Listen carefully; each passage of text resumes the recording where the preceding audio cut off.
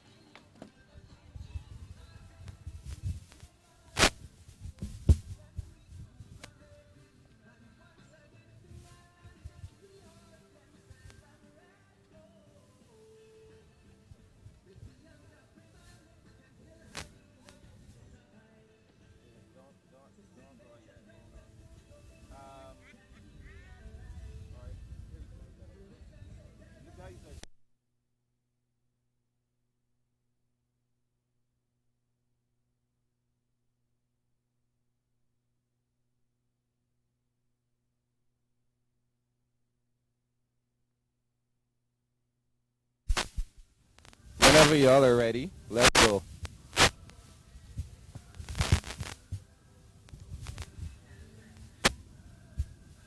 I'm barely hearing y'all. I'm barely hearing y'all.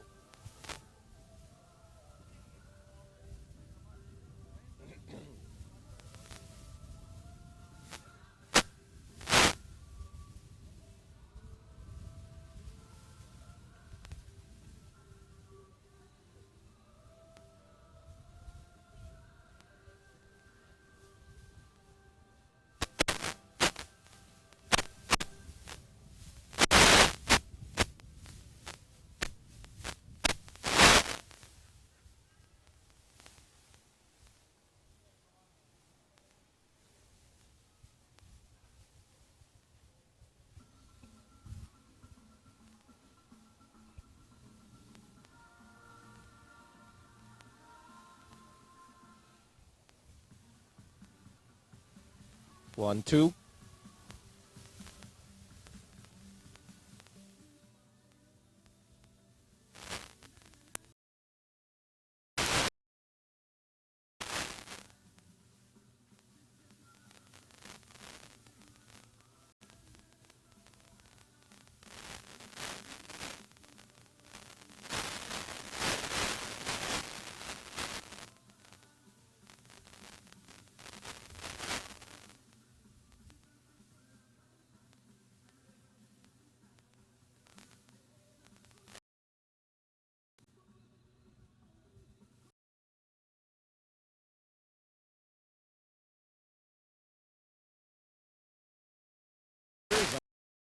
You to here in Waterford, Bridgetown, Barbados, of coverage, live coverage of the Powerade Barbados Secondary Schools Athletic Championship. This morning is the final day of competition in the Frank Blackman zone, and we are going to pick it up right here in one of the field events being contested here this morning. Our field events will get things going, and then at 10 for the several track events, which will be 400 hurdles for under 20 boys. Right now, at the northern end long jump pit, and we would have just witnessed our first competitor in the under 13 girls long jump, Ronnie Henry of the Lester Vaughan, and the zone record, 4.59 meters, set by Ebony Brown of Coleridge and Parry last year. The Bssac record, 5.19 meters, set in 2011 by Christina McConney of Queen's College. And that jumper there, Anis Aline of Queen's College. And we will get her jump for you and try to keep you abreast of what's happening here. So 3.55 meters for Anis Aline. And up next will be Destiny Aline of the St. Michael School. These athletes will have 4 attempts, 4 rounds of competition.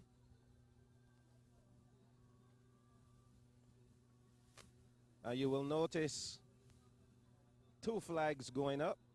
The white flag indicating a legal jump and the red flag indicating a foul. We just saw the red flag going up there for Destiny Aline. Next up will be Azaria Nurse of the Lodge School. This is the first round of competition for the under-13s in the long jump. So Azaria Nurse on her run-up. And that attempt way behind the board. She can utilize the run-up a lot better. So we'll get to see how much she has the first round of competition. Azaria Nurse of the Lodge School. The judges making sure that the reading is correct.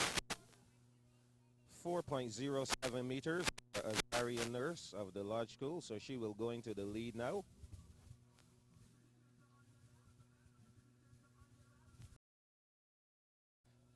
Tranisa Goodridge of the St. Michael's School, her first attempt. Oh, she hit the board, perfect. More height though is needed for her. A pretty flat jump there for Tranisa Goodridge of the St. Michael's School.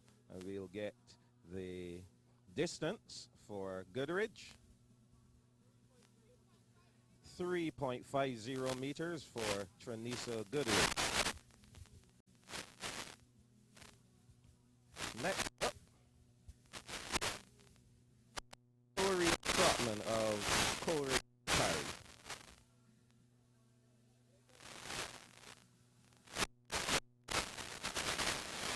Again, another athlete taking off way behind the board to do some adjustments for a run-up.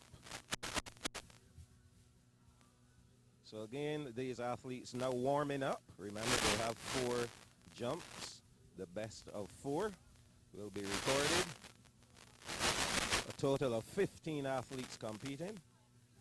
3.36 meters for Trotman. Up next from the Dighton Griffith School.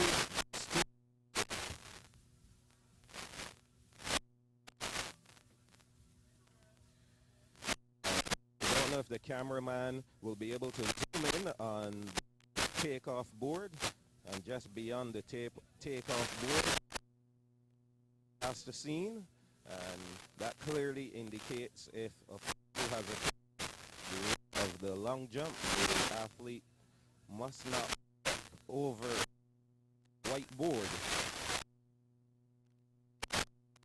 Justina Bishop up next. Ebony Downs Temporal.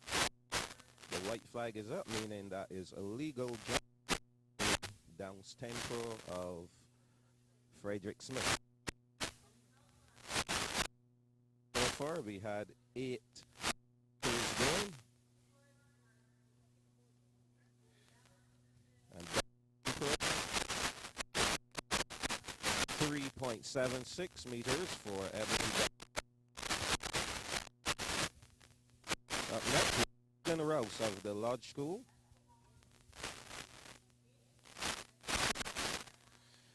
Decent jump there from Caitlin Rouse, although it was behind her executing a very good jump. So we'll await the distance.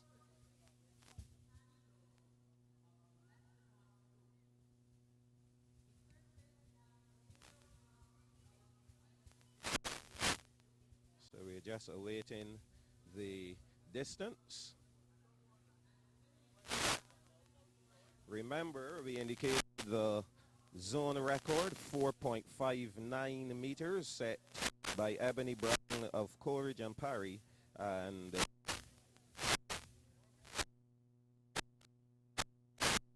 record. A steel tape must be used. From the indication of the official, as though we could have a record here, a zone record by Rex of the Lodge School.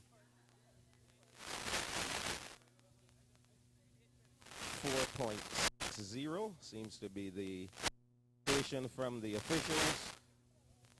We'll have to await the steel tape to verify that this is indeed a record. So 4:59, the oil mark, and Rouse of the Lodge Cove 4.60. Once we have that verification, then the Frank Blackman record holder, at least for the first round. Remember, there are 4 rounds of competition in the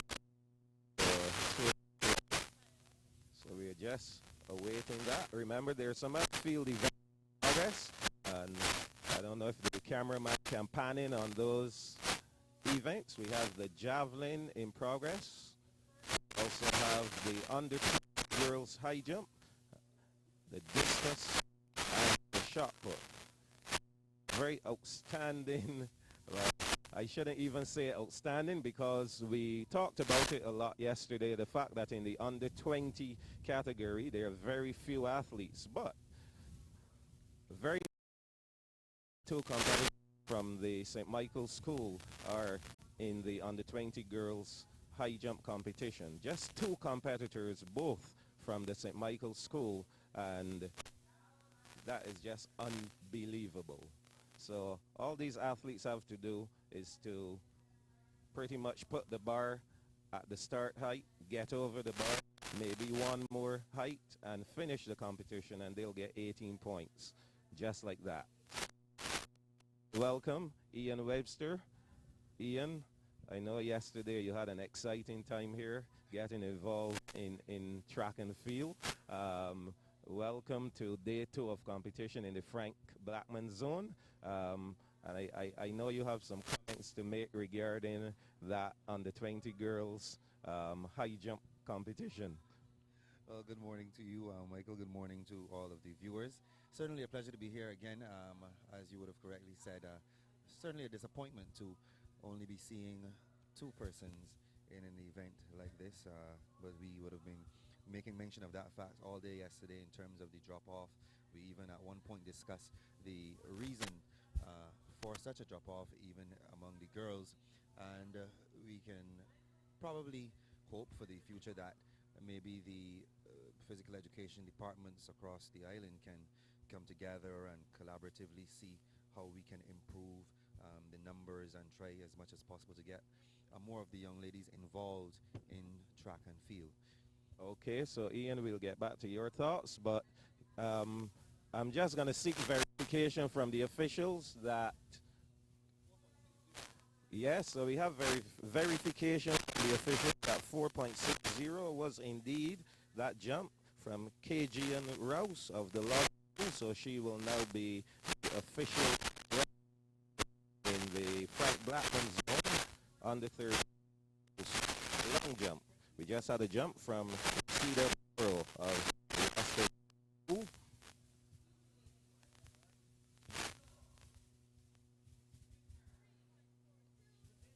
3.42 meters. And up next will be Princess Margaret's Malika Waith. Her first attempt.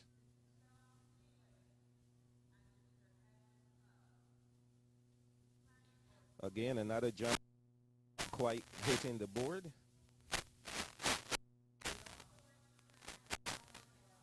So these are under 13 athletes just coming out of primary school.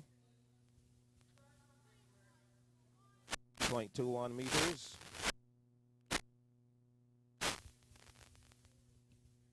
Michaela White of Coleridge and Parry is up next.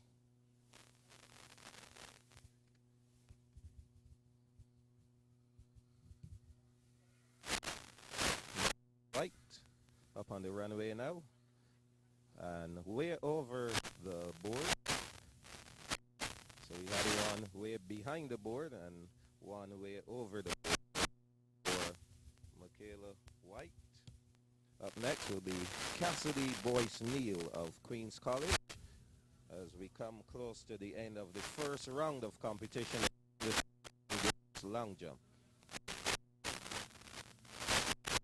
A clear foul there for Boyce Neal. two competitors remaining, Simone Nurse and Shania Cullimore of Princess Margaret. And of course, some adjustments will have to be made for those athletes who fouled, who were either behind the board or the board. In this case, Nurse of Princess Margaret way behind the board. And the coaches of the athletes are very close by. They've been well accommodated, so they have direct link with the athlete to make corrections. 3.8 for and our final competitor, first round, Shania Cullimore.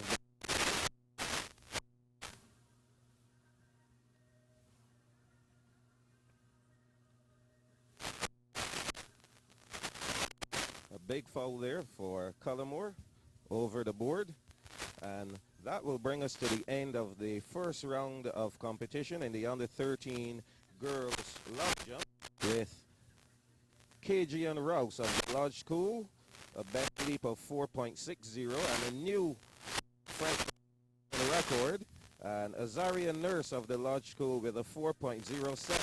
So it looks like after the first round of competition that the Lodge School girls are in first and second, 460. Decent jump from KG and Rouse, and we'll see what will happen as we go the second round of competition. Of course, with 4 rounds, the athletes have ample time to improve on their performances. It only takes one jump to win the competition, one decent, really decent jump. You're so right about that. Watching very close to the young lady from Dayton Griffith, she looks like she is capable of making a very good leap here if she can only stay on the board and not over the board. Just now she was over by some distance, and we hope that as we continue she can get a good jump in, but she's looking quite impressive. So Annie's out now, second attempt. Well, that one is hitting the board a little to the rear of the board. So it would be better for the athletes if they can hit the center of the board. Safe there, hitting the center of the board. So let's see what Anis Aline, 3.39.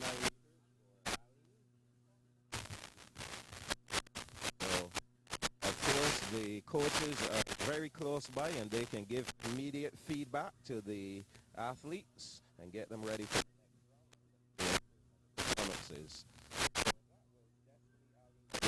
School, no effort whatsoever in her run-up, neither in her jump. Very flat jump. Wow, that was interesting to watch. Quite nonchalantly. 2.94 meters for Aline. And Azaria Nurse is up next from the Lodge School. She's currently in second place in this competition. 4.07 meters. Let's see if she can improve on that. Again, behind the board, I think that this one will be better than 4.07 meters. Maybe her rhythm was a bit off. So that wasn't actually a jump, but a long step. Yeah. So she'll have to do some work on getting that rhythm together for the next round. See a bit of, and that was way, way worse than the first one of 4.07 meters. Up next is Trinisa Goodrich of the St. Michael's School. She had a 3.50 in the first round. Let's see if she can improve on that performance here.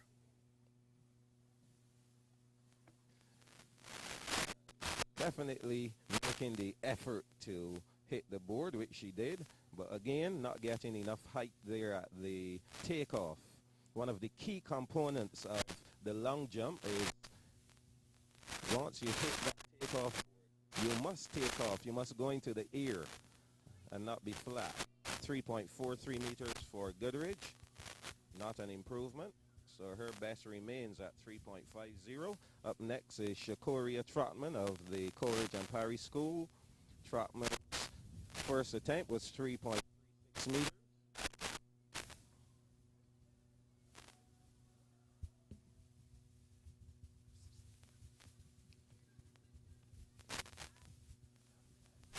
So Trotman again taking off way behind the board.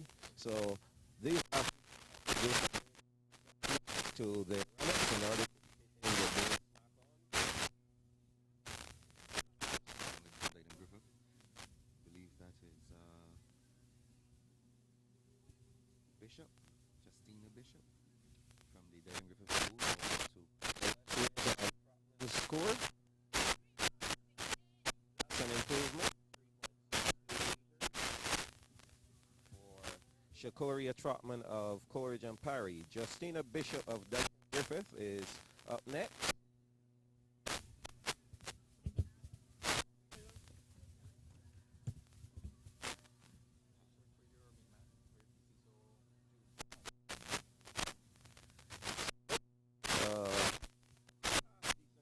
For Bishop, noting that her first one was a foul, so she will be recording this here on her second attempt.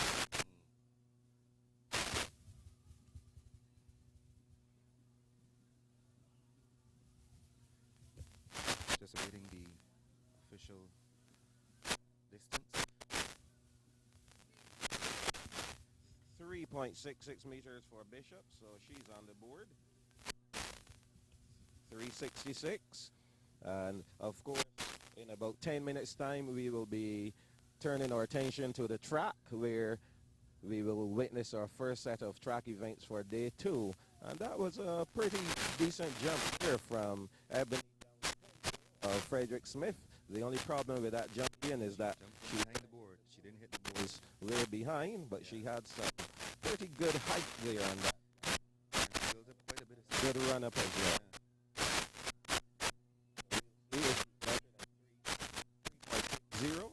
Her best was 3.76 meters, so no improvement there. So now we have on the runway from the Lodge School, KG and Rouse, the current record holder, 4.60 in the first round. Let's see if she can improve on that in the second round. And again, a very decent jump, hitting the 4.60. And we'll see if there's an improvement, if we need to bring the steel tape out again. That was a very good jump, though. She hit the board, some good height. Yes.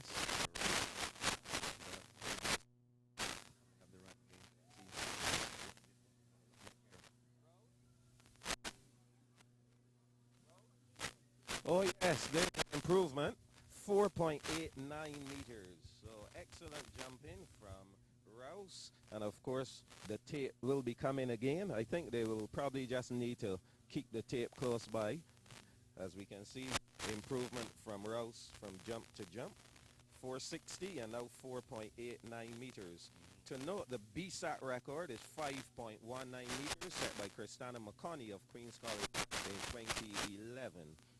And Ian, I must tell you, if you get an under 13 girl jumping over 5 meters, that speaks well to the talent of the young lady. And we're seeing Rouse pretty much showing us that she could be up there with that talent. 489. Improving all the... Gonna have the officials bring the steel tape and ensure that that measurement is indeed correct. The tape is out.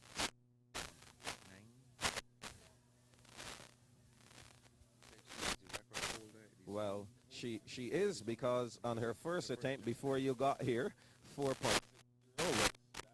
they eclipsed the goal mark last year by adding the officials make the measurement with the steel tip to make this one, make the record binding. 489. So we'll await the measurement and get the official from the officials. And there's some stringent which must be followed. 89 is the official word. 4.89 meters. So a new Frank Blackman zone record again by Ian Rouse. And remember, 4 jumps remaining, so it's quite possible that as she warms up and continues to jump better, she might get into the 5-meter. Let's hope that she can do that. Next up is Rosita Barrow of the Lester Vaughan School. Her first attempt was 3.42 meters.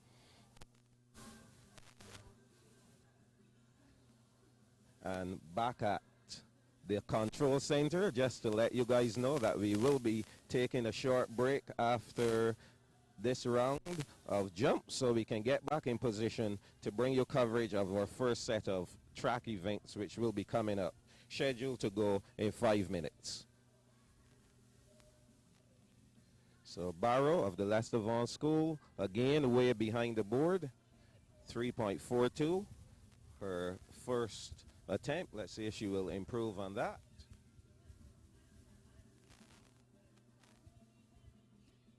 Imagine though, if she can only hit that board, it would improve her distance quite a bit. She's so far. Of course.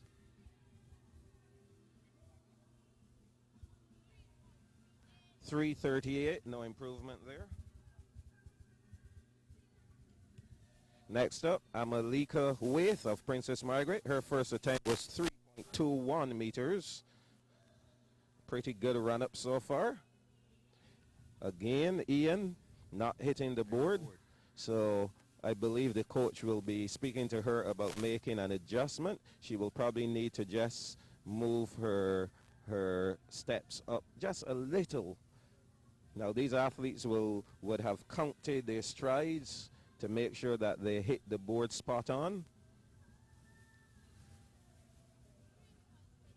361, so that's an improvement for Waith. 361 from 3.21. Next up, Michaela White. She needs to make a mark. Her first attempt was a foul. So let's see if she can hit the board now. Oh my goodness, she's having some difficulty here with her run-up. So she definitely will need to go right back to the drawing board and get that run-up together. The thing is, these athletes will have some knowledge of long jump, and in a case like this where you are 2 fouls down, it is recommended that you at least run up, hit the board, and get in a jump. There you see another Boyce Neal. Her second foul, so she's in some difficulty as well. 2 fouls for White and 2 fouls for Boyce Neal. They will definitely need to make some major readjustments and make a mark. Simone Nurse of Princess Margaret, 3.08 meters, her first attempt. And this is her second attempt now. We're into the second round. We're closing down the second round of competition here now. Again, some good long legs there from Simone Nurse, but completely missing that board, way behind the board. So all these athletes, of course, coming straight out of primary school, but long jump is done at the primary school level. Maybe some of them, it's the first time in competition. 2.70, that's behind her first attempt of 3.08 meters. And Shania Cullimore of Dighton Griffith, her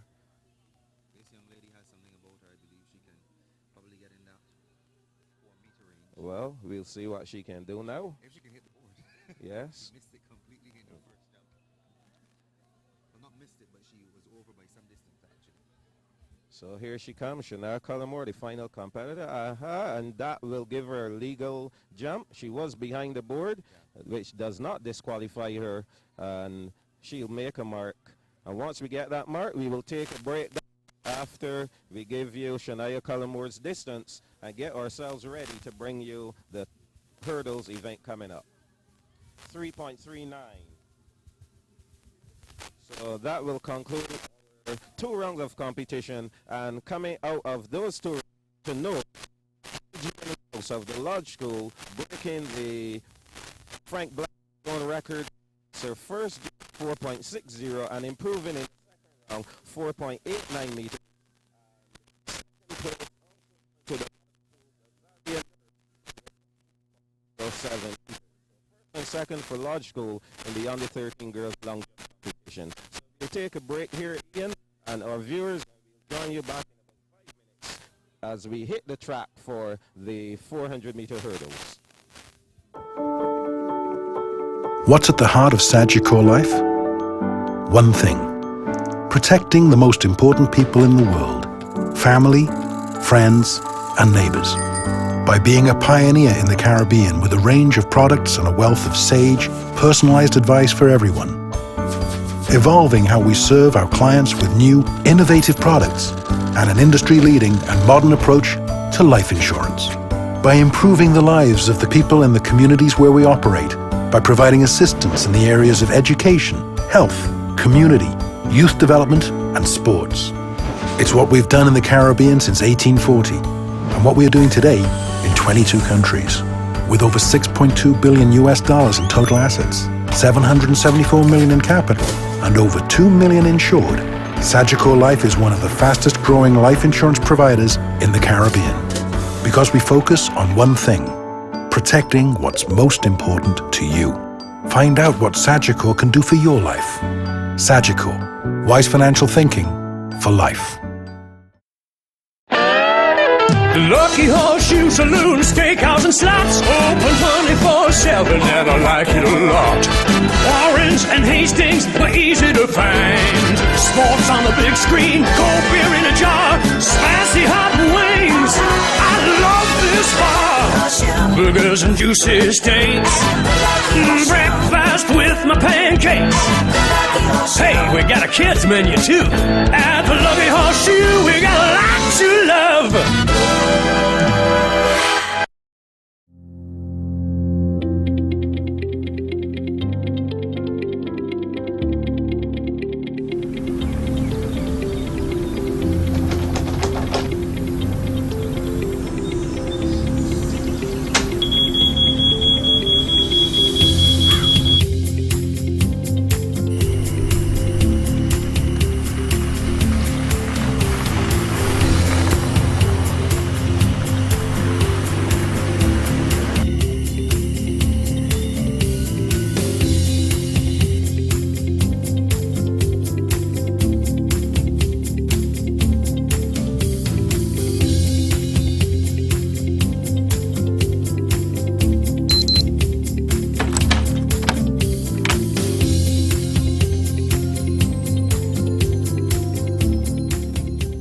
Watch how easy this is. Watch how easy this is. This is easy. When you need space to grow, there's nothing like the home you own. Let Scotiabank open the door for you with competitive rates and support every step of the way. Visit us today and discover what's possible. I've never seen speed like this before. I've never seen such super speed. Flow's got me going with the speed that I need. I'm moving fast on every device.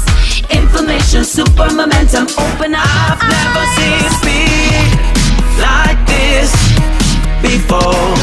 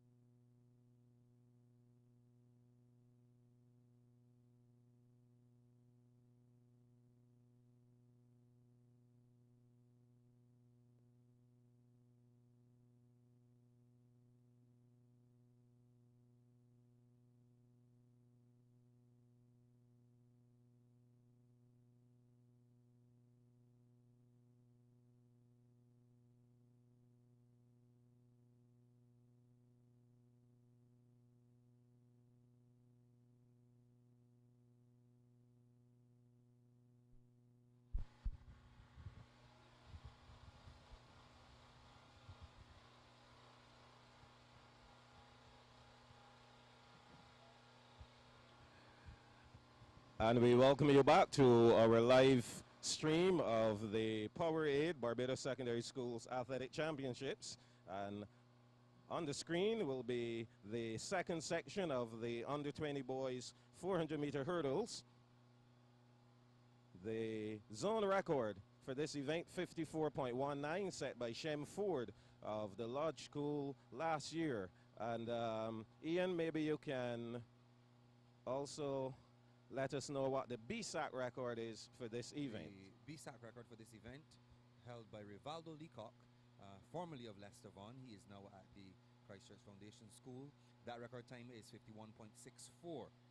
Yes, and so we will be witnessing here the second section. We would have missed the first section, but just so you know who would have competed in that first section. Yeah.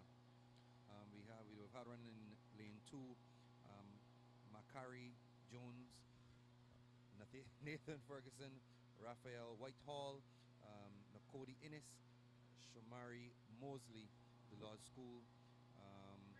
So those were the ones who would have competed in that first one that we missed, but we can tell you that Nathan Ferguson was the winner. We don't have the time as yet, of course, but we know that he was first. Raphael Whitehall from Princess Margaret came in behind him, and he was followed by Nakodi Innes of Leicester Vaughan. Okay, Ian, your eyes are working already. So pretty soon we will see out on the track the competitors for the second section in the 400-meter hurdles for under 20 boys. And just to let you know how things will be going today on the track, we have the 400-meter hurdles for the under 20 boys, the first one, then the under 20 girls 400-meter hurdles, the under 17 boys 400-meter hurdles, the under 17 girls 300-meter hurdles, under 15 boys 300-meter hurdles, and the under 15 girls 200-meter hurdles. So that will then finish up our series of hurdles events, our intermediate hurdle events. So we should see the athletes on the line getting ready for this second section, and you can give the starting lineup and lanes for the second section. Representing Queen's College, running out of lane number 2, Akeem Calendar. Lane number 3, Rico Stout, representing the Lodge School. In lane number 4, Rashawn Sargent from the Leicester Vaughan School. In lane number 5, Rasheem Griffith from Colgan Parry. In lane number 6, IG Philip Decteville, representing Alexandra School. And in lane number 7, Donnell Sylvester from the Princess Margaret School. So again, we can note that Princess Margaret, they are placing athletes in almost all of these hurdle events, which is a good sign for them. And in this race, the hot favorite should be Rasheem Griffith of Coleridge and Parry. Last year at the Carifta Games, he was the gold medalist in the 400-meter hurdles. Now stepping up into the under 20 category, but no doubt that he will be a class act in this under 20 boys 400-meter hurdles. And remember that record of 54.19. We'll see how close he will get to that. And I did bring along my stopwatch today, so I'll be able to give you an unofficial time. Please do not quote the time from Michael Jules as the official time. This will just be an unofficial time. So we are off and running with the second section of the under 20 boys 400-meter hurdles. Calendar, Stout, Sargent, Griffith, Phillips, Decteville, and Sylvester. 10 hurdles for these athletes, and as we can see, Griffith looking really good. Just as he goes over the hurdle, that second hurdle, he was a little back, but for sure now he's picking up the rhythm that is necessary and required for hurdling. And of course, he's a 47-point quarter miler, so he has the speed to go with the rhythm. He just needs to run between the hurdles as he's doing. Looking rather smooth and relaxed here, coming into the straightaway and making his way to the finish line is Rasheem Griffith of the Coleridge and Parry School. And again, easing up a bit at the finish line, and unofficially 52.57, and that's a hand time. So I believe, Ian, that he will be the new record holder in the under-20 boys 400-meter hurdles. Well, that would be certainly a fantastic achievement. You would have mentioned his goal-winning performance last year at Carifta, and obviously that tells us that he is a quality athlete with regard to this particular event. We saw coming in there in second the young man from Queen's College, followed by Alexandra. That would be Akeem Calendar, came in second unofficially, of course, and Aji Philip Decteville from the Alexandra School coming in the third place. So we see the under-20 girls now getting ready for the next event, and they will be going 76 centimeters. So an adjustment to be made to the hurdles for the under-20 girls. 5 competitors scheduled to go for this one. Hopefully we'll get all 5 out. Ian, you can just go through the zone and Bssac records for this event. The zone record in the under-20 girls 400 meters hurdles. Of course, the height has been set at 76 centimeters.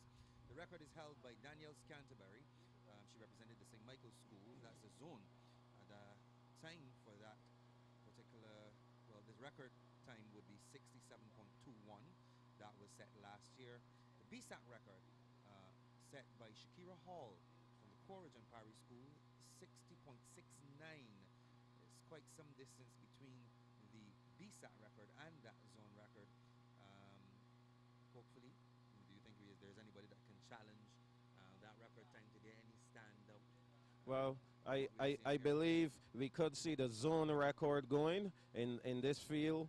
Shanita Broom, she's the best of the lot here, and if she does compete, yes, I see her there. So if Shanita Broom does compete in this event, she should be one to watch and could challenge that 67.21. Shanita has run some decent 400-meter hurdles for the year already. I believe she was in the 63-point region. So if she can duplicate that today, definitely we will see another zone record going. And there were a number of zone records broken yesterday, Ian. And I know we spoke about the fact that within the first 4 to 5 years, we will see the records being broken until, you know, things become kind of average, and then as we go on to the next set of years, it will be a little more difficult for those records to be broken.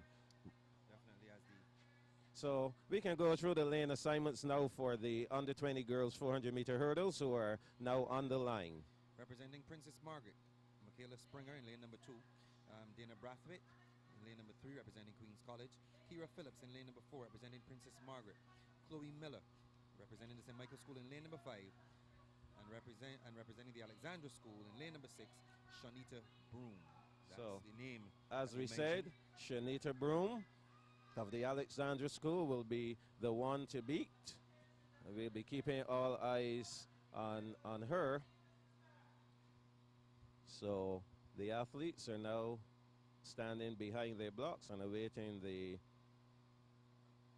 official starter to give the commands.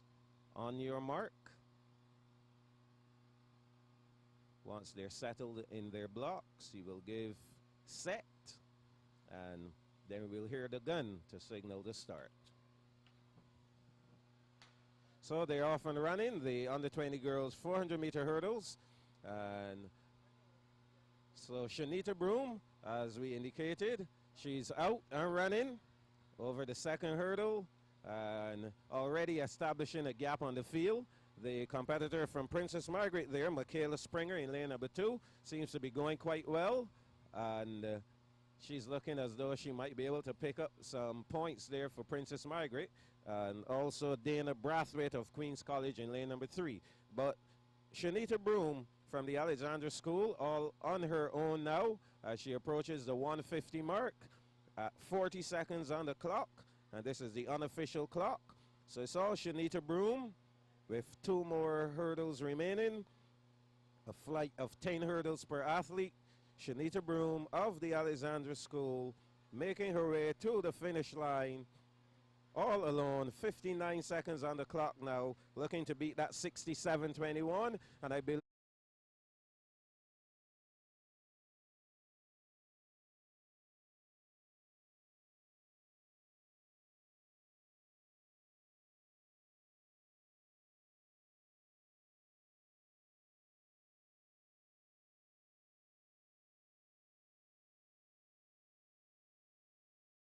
get points. Up to 8th position will get points. Kira Phillips of Princess Margaret walking past the finish line, and actually Princess Margaret will get double points. Michaela Springer, she will finish in 5th position. So that's the under 20 girls 400-meter hurdles completed, and we'll just await the official times for this one. So Ian, we're gonna take a short break, and we'll be back in time for our next round of hurdles coming up. What's at the heart of Sagicor life?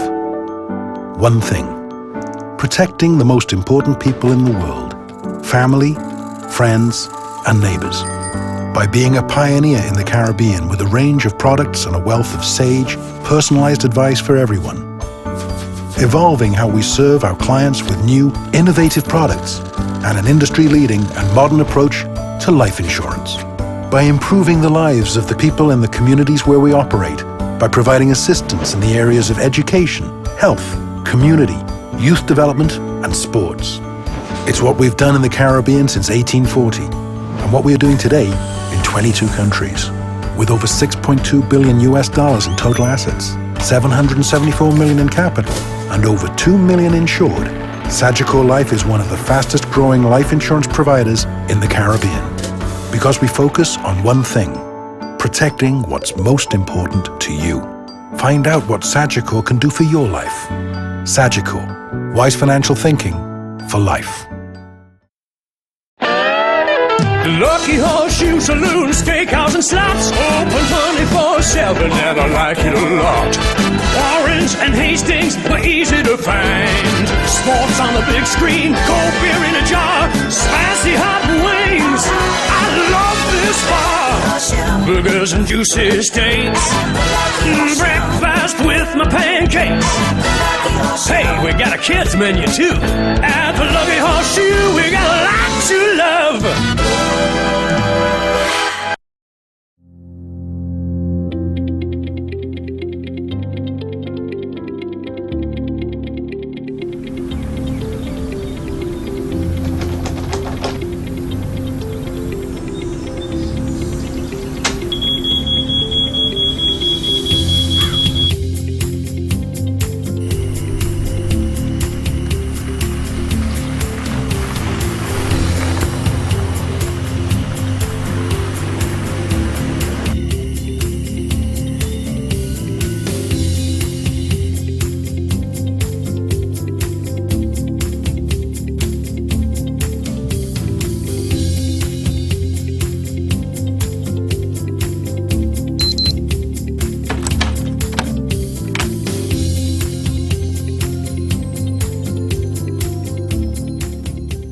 Watch how easy this is. Watch how easy this is. This is easy.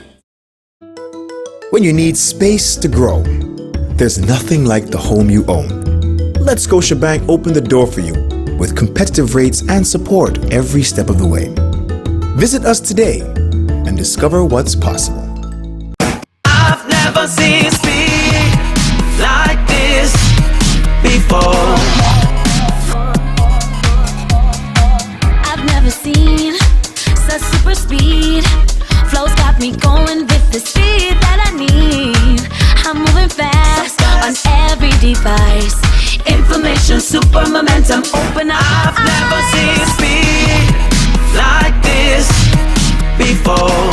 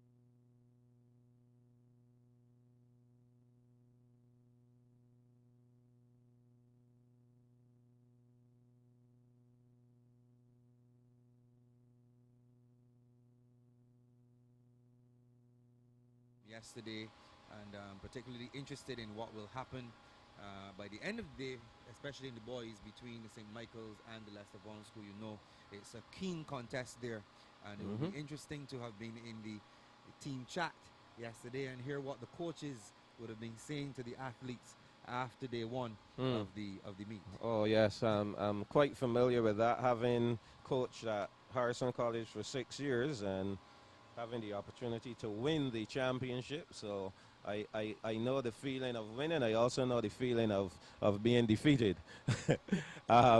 So we have the results of the under-20 girls 400-meter hurdles, and Michaela Springer of Princess Margaret won 40.72. Kira Phillips of Princess Margaret was fourth, 131.78.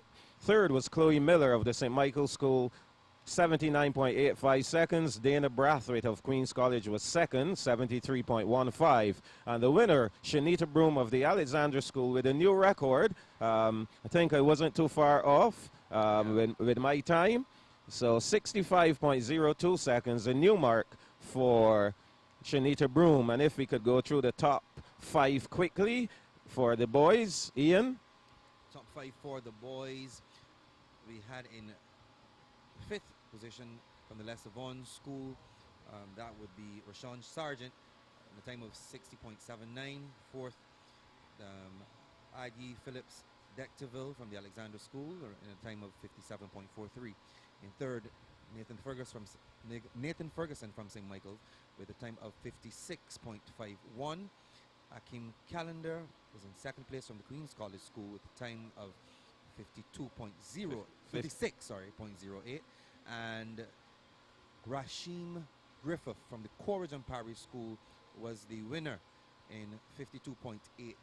And of course that 52.88 seconds, a new zone record as well. So immediately we've seen records going in both the under 20 boys and under 20 girls categories in the 400-meter hurdles. And you know, we'll keep saying these records will go until things settle down over the next 4 or 5 years, but we'll see the records going pretty much in quite a number of events. So the under 17 boys will be coming up next.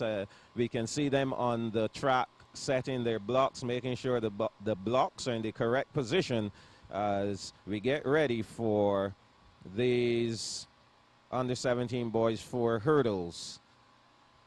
And I want to discuss a matter with you, Ian, and I'm sure our viewers will want to chime in on this. I'm not sure if they're...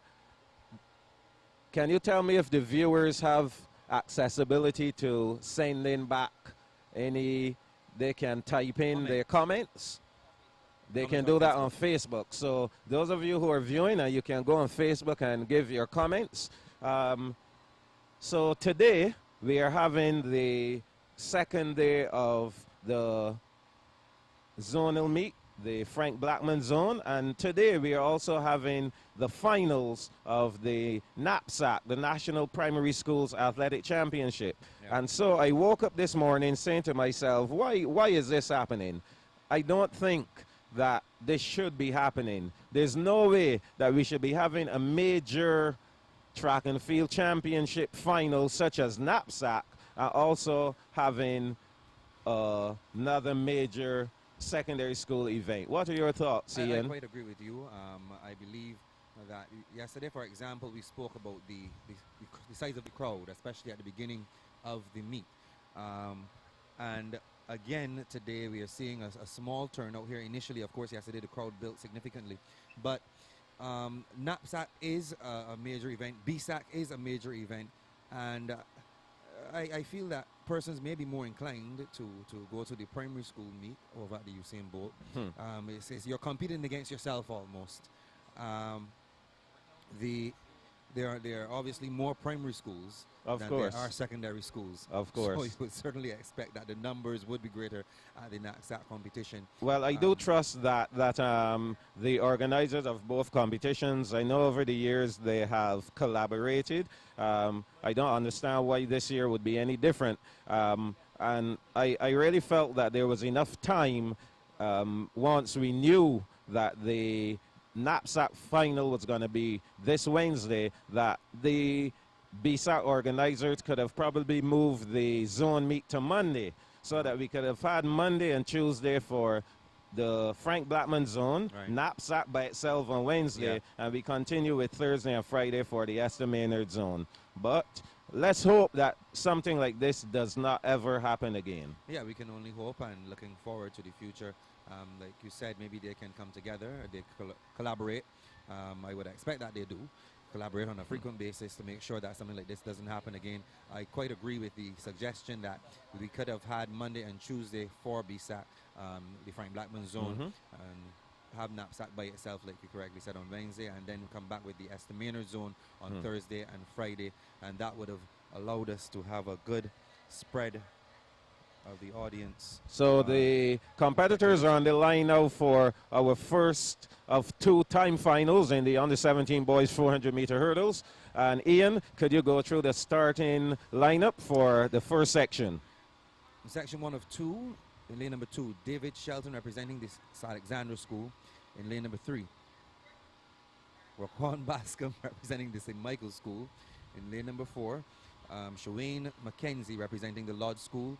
In lane number 5, Antoine Granham representing the Dayton Griffith School. Tayal Antoine in lane number 6, representing the Lester Vaughan School. In lane number 7, Jonathan Herbert representing the Coleridge and Parry School. So there you have it. There'll be 6 competitors facing the starter, and Tayal Antoine, that's the name that we're familiar with. He actually holds the record in the under-15 boys 300-meter hurdles. So now moving up from the under-15 to the under-17 age category, we'll see if he can live up to the kind of form he had as an under-15. Do you think he can possibly challenge the record?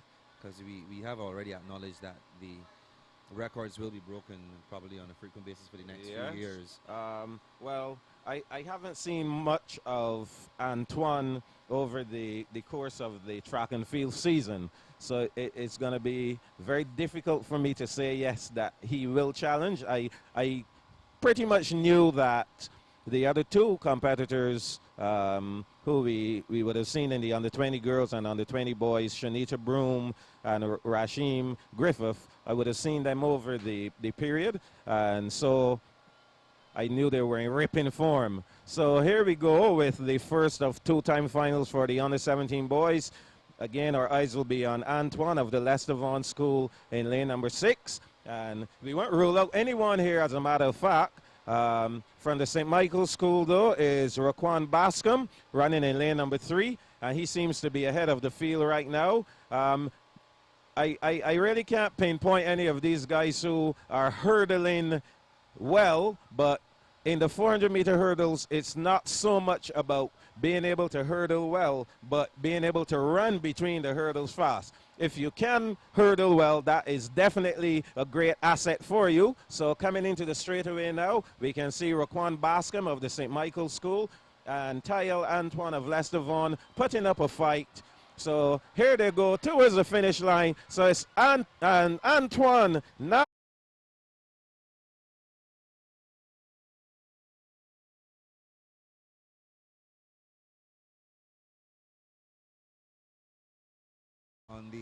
From about the last 40 meters or so into pass the athlete from St. Michael's School.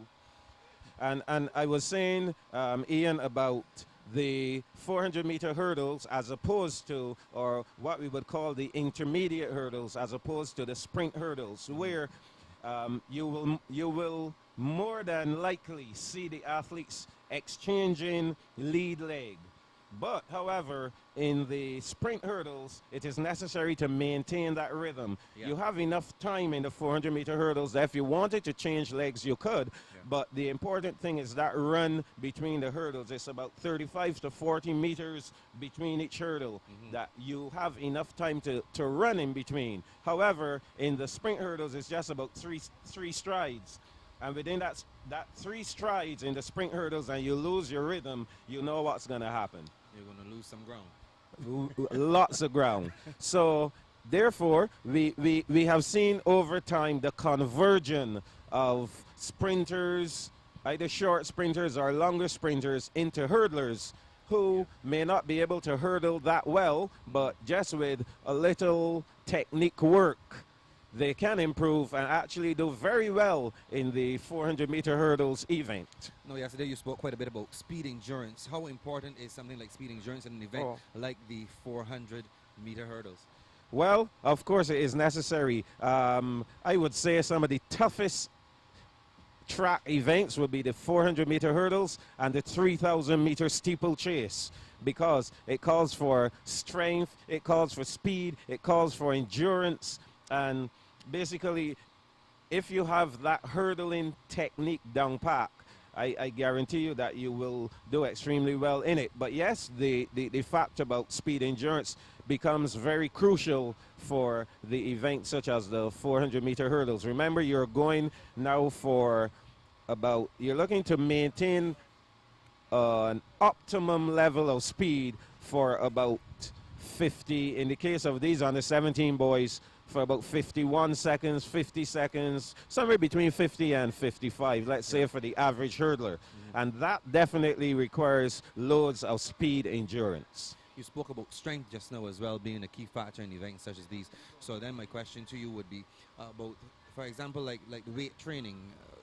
How much weight training should an athlete preparing for these types of events or preparing for Bssac games, because these are young athletes, how much weight training should they really do? I will use the term strength training, because you can improve on your strength without weights. You can use body weight, for example. You can use medicine balls, but depending on the athlete's, what we call in track and field, a training age will determine when they are ready to move on to actual weight training. So we have our next section here on the track. You can go through the lane assignments quickly. In this, the second section of the under 17 boys 400 meters. In lane number 2, Nathan Hoyt representing Dayton Griffith. In lane number 3, Jaden Devonish representing the Lodge School. In lane number 4, Tyreek Hunt representing the Coleridge and Parry School. In lane number 5, representing the St. Michael's School, Kyle Gale. In lane number 6, Tyreek Scantlebury representing the Alexandra School. And lane number 7, Kwame Neblet representing the Leicester Vaughan School. Yes, so as we look on this field and they have started, my eyes will be on Kyle Gale of the St. Michael's School in lane 5. So we would have seen Kyle Gale running the 400 meters. So he has some good speed, good 400-meter speed. And we'll see how things will shape up here for him. And also he will be challenged from the competitor from the Alexandra School, Tyreek Scantlebury in lane 6, who is actually looking pretty good so far. Also from the Coleridge and Parry School, Tyreek Hunt running in lane number 4. So Gale is a guy who likes to run a little late. In the 400-meter hurdles, though, there isn't really much time. But he's a strong lad, and he is a good 400-meter runner. And here he comes now over that last penultimate hurdle, rather. So it's Kyle Gale of the St. Michael's School working his way to the finish line, and he will take this first section, running all the way through, as we like to see. Second going to Tyreek Hunt of the Coleridge and Parry School, and Kwame Neblet of the Leicester Vaughan finishing in third. Your thoughts on that run from Kyle Gale? It was an interesting run. You mentioned that he likes to run from behind. He's a late runner. The young man from Alexandra was doing quite well. Tyreek Scantlebury looked pretty good coming around to the 200-meter mark. And we saw then in the later stages of the race, as you would have identified, Kyle Gale making a surge to the front and pretty much taking control of the race and finishing pretty strong and looking pretty good. The phases of a race like this, what phases are involved in a 400-meter hurdle? Well, pretty much, unlike the 400-meter, where you can divide a race maybe into 2 200-meter segments or 4 100-meter segments, the 400-meter hurdles is pretty much maneuvering over those obstacles. There are 10 obstacles you have, 10 hurdles, and so the key is for you to run between those hurdles, get a good lead leg action going as you get over the hurdle, get that trail leg over, get your foot down, and keep running and as you approach that next hurdle. So that's basically it. Over the last hurdle, then you need to sprint to the finish line. So that's what it takes really for you to execute a good 400-meter hurdle. So what we will do though now, Ian, is to take a break. The officials will get ready for the 300-meter hurdles coming up for the under 17 girls, and we'll be right back to bring that for our viewers. What's at the heart of Sagicor life? One thing: protecting the most important people in the world, family, friends, and neighbors. By being a pioneer in the Caribbean with a range of products and a wealth of sage, personalized advice for everyone. Evolving how we serve our clients with new, innovative products and an industry-leading and modern approach to life insurance. By improving the lives of the people in the communities where we operate, by providing assistance in the areas of education, health, community, youth development, and sports. It's what we've done in the Caribbean since 1840, and what we are doing today in 22 countries. With over $6.2 billion in total assets, 774 million in capital, and over 2 million insured, Sagicor Life is one of the fastest growing life insurance providers in the Caribbean. Because we focus on one thing: protecting what's most important to you. Find out what Sagicor can do for your life. Sagicor, wise financial thinking for life. When you need space to grow, there's nothing like the home you own. Let Scotiabank open the door for you with competitive rates and support every step of the way. Visit us today and discover what's possible. I've never seen speed like this before. I've never seen such super speed. Flow's got me going with the speed that I need. I'm moving fast on every device. Information, super momentum, open up. I've never seen speed like this before. Lucky Horseshoe Saloon, steakhouse and slots, open 24/7 and I like it a lot.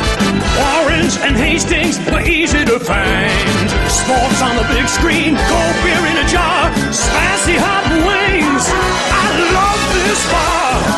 Burgers and juicy steaks, breakfast with my pancakes. Hey, we got a kids menu too. At the Lucky Horseshoe, we got a lot to love.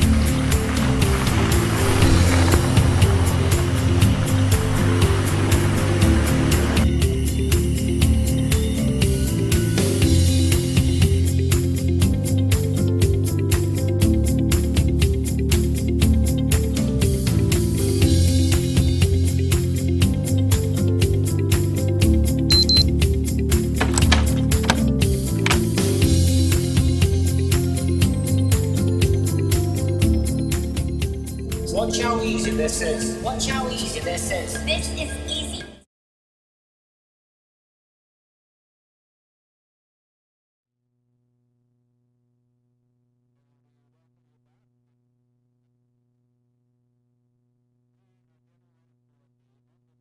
Girls 300-meter hurdles. There are two-time finals. Ian, just let the viewers know what the records are for the under 17 girls 300 hurdles. The zonal record is held by Rhea Hoyt. It was set last year. Rhea Hoyt ran a time of 44.67, and the Bssac record is held by Akila Jones, formerly of Springer Memorial, a time of 42.61. Thank you very much. And of course, we'll be seeing in this one, as you go through the lane assignments, Rhea Hoyt, who will be running out of lane number 7, And as you just said, she is the record holder, so of course she'll be looking to defend her title, number one, and probably try to run a faster time than 44.67, which she recorded last year. Definitely. I don't know if you've seen her for the season. I certainly have not. I have seen Rhea run, and we would have seen Rhea run yesterday as well in the 400 meters, and she has improved a little. So we expect that she should be somewhere in the region of attacking that record of 44.67 seconds. So you can go through the lane assignments as the competitors get close to their blocks. Running out of lane number 2, Kira Kozia representing Courage and Parry. Lane number 3, Shantae Brooms representing the Dighton Griffith School. In lane number 4, we have Kayla Codrington representing Leicester Vaughan. In lane number 5, Nadara Watts representing the Lodge School. In lane number 6, Nyasha Rogers representing Princess Margaret. And in lane number 7, Rhea Hoyt representing the St. Michael's School, the one to watch in For this sure. race. And definitely the 300-meter hurdles for the under-17 girls. It is a progression, Ian. And you will see later on the 200-meter hurdles. So, you know, we were talking yesterday about the introduction of hurdles at the primary school level. If they do hurdles at Bssac whenever it's introduced, I expect that they will be looking at probably introducing something like the 200-meter hurdles for the under-13s as a start, and then they will progress as they come into secondary school, again doing the 200-meter hurdles, the 300-meter hurdles, and then the 400-meter hurdles. It's all about progression in track and field. In the track and field world, everything is about progression. So you, again, and we were talking about even specialization. Yeah. You can't specialize early. You have to go through all the event areas, see what suits you, and then you get to the point where you can specialize. So it's all about that progression from 5, 6, 7 years old all the way through to your 30s. You can still be competing in track and field. Of course, we know some athletes who would have competed up to age 40. Kim Collins. There you go. Most definitely. And doing quite well.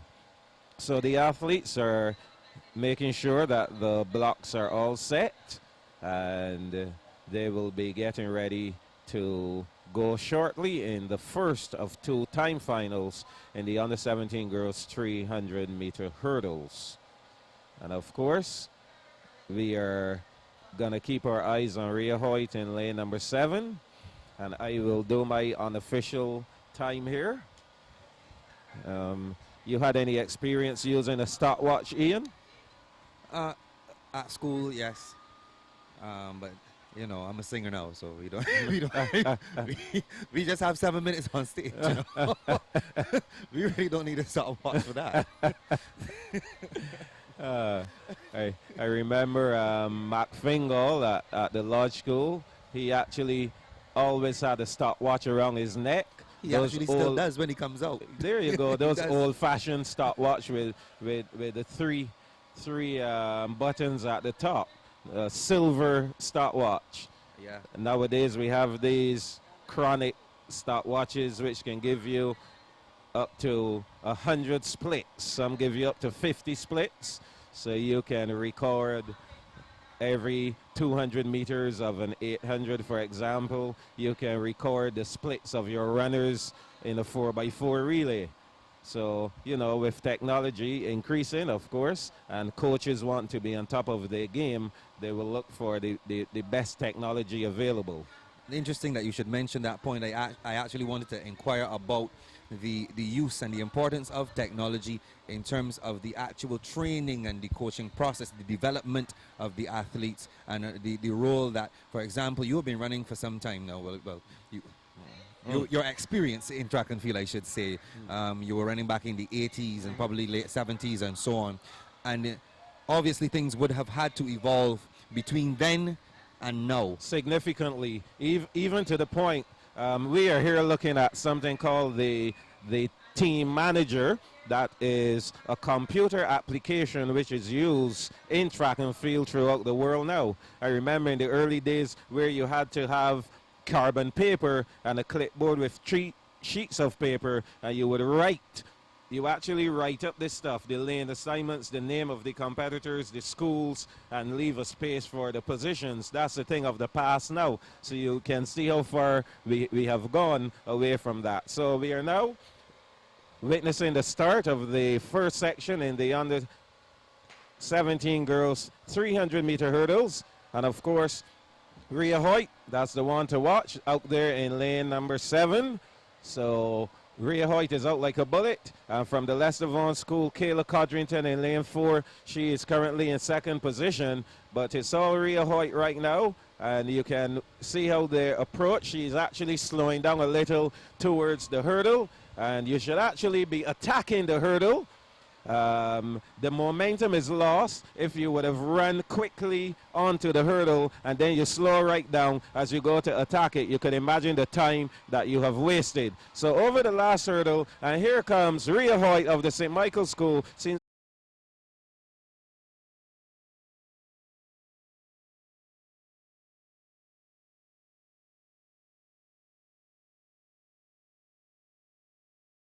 An unofficial time here of 44.7, but I believe that my time will be a little off. And I asked you purposely if you had any experience using the stopwatch, because I know we've had a number of arguments in the track and field world about the proper use of a stopwatch. Okay. So you start the stopwatch when you, what do you think? Do you think it is started when you see the smoke or when you hear the gun? When you see the smoke. All right. Well, when you see, I was an athlete. Come on, man. Work with me, man. Yes, but there's some people who have been in the track and field world for a while who still would start the stopwatch by the sound. But it's actually when you see the smoke. From the gun, Yes, and it is preferred to use your index finger to start the race. I think they say that gives you a quicker reaction time. So I would have missed the reaction time there for that race. So I will not call that time of 44.71 as a legitimate time, but I think she would have been pretty close to the record of 44.67. It's very well possible. I know there was an argument as well at one time about the accuracy of the hand time as compared with the electronic time. Yes. And such like. Well, of course, the electronic time is going to be extremely accurate because it actually works off the impulse of the starting pistol. Yeah. And whereas the human hand reaction is going to be a little off. And that's quite evident when you do a hand time and compare it to an electronic time. So you can give the lane assignments for this second section. They're already on the line. Lane number 2, Sia Small representing Lester Vaughan School. In lane number 3, we have Priya Ulatayu representing the St. Michael's School. In lane number 4, Leah Ford representing Dighton Griffith. In lane number 5, Andriana Smith representing Princess Margaret. And in lane number 6, Shondell Harvey representing the Coleridge and Parry School.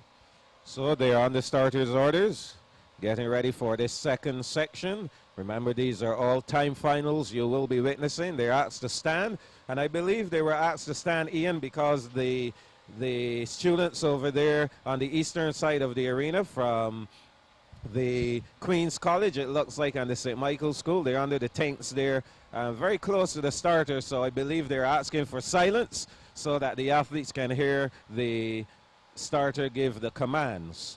Yes. So again, and again, the starter Benny Rowe, this time asking someone who was making their way towards the athletes to stand still. So these guys are very precise in what they do. That starting crew over there, Benny Rowe, Basil Cox, who's a veteran at this thing, and now Vincent Burke, who has been co-opted into the starting crew. So we are off to a good start for our second section here in the girls under 17 300-meter hurdles. The competitor from the St. Michael's School, Priya Ulatayu, looking good over the first 2 hurdles. Also out there is Shondell Harvey of the Coleridge and Parry School. So just past the 150 mark, about halfway in this event, we are seeing from the Coleridge and Parry School, Shondell Harvey. Now as they turn and as they straighten up, we'll then see who is the true leader. A little wobble there. St. Michael's School, Olatayu in lane number 3. So she's now gonna fight for home, and she's being challenged. She's gonna be nipped. She is nipped at the line. Nipped at the line by Acacia Small of the Lester Vaughan School. Olatayu finishing in 2nd, and 3rd will go to Harvey of the Coleridge and Parry School. And note here, Princess Margaret's Andriana Smith finishing up. Again, Princess Margaret looking quite good, having good representation in these hurdle events. We've been mentioning that for the length of yesterday. It's definitely a very good look for them, and they can only grow from here on in. So the under 15 boys are coming up, and they will be going 300-meter hurdles as well. 2 time finals for those boys, and that time unofficially 48 points, so nothing close to the Frank Blackman zone record. Certainly not. I see the cameraman trying to get a very good view there of, that seems to be Gun Hill, the signal station at Gun Hill. Yes. Wow, our cameras are very strong, I must say. The zoom is wow, that we can see all up Gun Hill. There in the foreground is Roberts Manufacturing. So some sights of Barbados from the National Stadium, and you can get, Ian, you can see that will be the northeastern side of Barbados, if my geography is correct. And if the cameraman can probably turn to the other side, you'll get to see the Bridgetown Port. But we'll get to see that a little later on in the program when he turns to the other side. But right now we'll be zooming right back to the National Stadium as we get ready for the under 15 boys 300-meter hurdles. So our cameraman doing a really good job here. We must compliment the cameraman for their good work. What are the records here for the under 15 boys in the 300-meter hurdles? In the under 15 boys, the zonal record is held by Tayal Antoine. Lester Vaughan, he ran a time of 43.14. The Bssac record, however, is held by Rivaldo Leacock, and that time is 38.03. Quite a blistering run indeed. That is some fantastic running. Yeah, some 5 seconds difference between the zone record and the Bssac record. Of course, Rivaldo Leacock, an outstanding athlete. He went on to win a gold medal at the Commonwealth Youth Games in the 400-meter hurdles. So Rivaldo is one of these athletes. When we were talking about athletes who were able to be transitioned into the hurdles, when he was at primary school running at Bssac, he ran the 400 meters, the 800 meters, and did quite well. When he went on to secondary school, he was able to go 4, 8, also 400-meter hurdles, but he would have dropped off the 800 meters and focused a lot more on the hurdles, which really got him his fame and glory. And he's doing quite well right now at the foundation school. Yeah, so we'll see him tomorrow and in the Friday. Zone, yes. Yeah, so if we can go through the lane assignments quickly here. In lane number 2, Keon De Silva representing Dayton Griffith. In lane number 3, Nathan Ruitt representing the St. Michael's School. In lane number 4, Johan Lane representing the Lodge School. In lane number 5, Laquan Haynes representing Queen's College. Lane number 6, Zuri Morris, Coleridge and Parry. Lane number 7, Laquan Wiggins representing Lester Vaughan. Lane number 8, Azim Baptiste representing the Princess Margaret School. So this is under 15 boys here on the line again. Remember, these under 15s are not obligated to use starting blocks. They can if they want to, but we haven't seen anyone using blocks. So the under 15 boys, the first of 2 sections, and the St. Michael's School's Nathan Ruitt. He is off to a really, really quick start here. So Nathan Ruitt, and again we would expect some good hurdlers coming from the St. Michael's School. The coach, Gabriel Burnett, himself top class hurdler, an Olympian rather, in the hurdles. So coming around now in lane number 3, Nathan Roit of the St. Michael's School really obliterating this field here. And he's looking really good, challenging the record, I would say. He is going to challenge the record here. So Nathan Roit, unofficially 40.89, second going to the Lodge School's Johan Lane, and that time 40.89 by Nathan Roit. I think that should be, even if it's 41 seconds, that will be a new zone record. Definitely. From the time he started, he looked as though he was on a mission. He really went out of the blocks pretty hard, and he maintained his rhythm throughout the entirety of the race, really, and ran all the way to the finish, not easing up at any point, but kept attacking the hurdles. Really a tremendous run.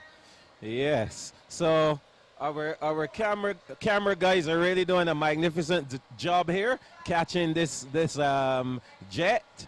I wonder where this one is heading. I can't really see what direction it is going, to give you an indication of what country it possibly could be going to. But I can tell you these guys are getting some lovely shots here. Wow. Probably a private jet belonging to one of the millionaires. So thanks to our camera guys for giving us these lovely shots. Continue to find the shots for us. Some good work, guys. And so we are back on track now for a second section in the under 15 boys 300-meter hurdles. And they're on track, ready to go. 40.8 was the unofficial time for the first section. Let's see what these guys will do here in this second section. On the starters' orders already. And I think that was a technical problem from the starter. So they're back down now. Yes. Turney from the Lodge School, we saw him yesterday. He'll be running out of lane number 2. And St. Michael's with another competitor, Zidane Skeet. He'll be running out of 3. So let's see how these guys will fare in this second section. So they're off and running. So Turney and Skeet will have each other to chase. But Turney, he's gone already over that first hurdle. Some nice long legs on him. And he's hurdling pretty decent. He just needs, once he gets over the hurdle, to maintain that forward lean, not a back lean. And there on the outside, don't rule out Jonathan Johnson of the Leicester Vaughan. He's in there as well. So we're going to have a battle here brewing between Johnson and Turney. And Turney now over that hurdle and making his way towards the finish line. 37 seconds on the clock. It is Turney of the Lodge School. Looking a little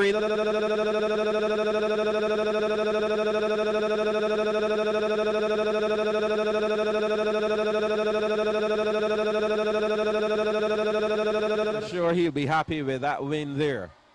Yeah, puts him in a very good position, but certainly, as you said, it not like the previous effort of the young man from St. Michael's. He really attacked the hurdles from the beginning of the race. This one was a lot more laid back.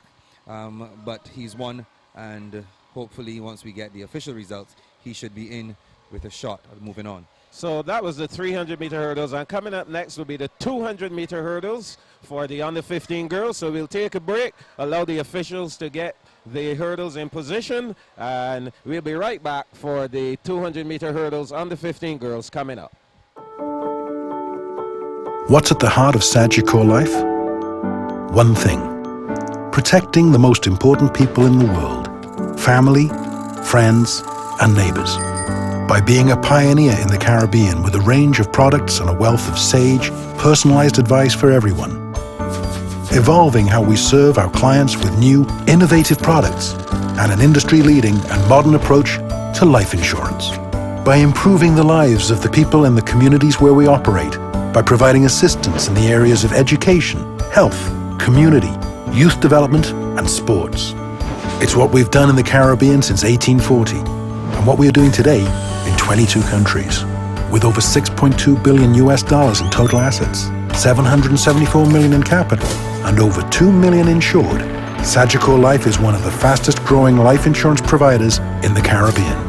Because we focus on one thing, protecting what's most important to you. Find out what Sagicor can do for your life. Sagicor, wise financial thinking for life.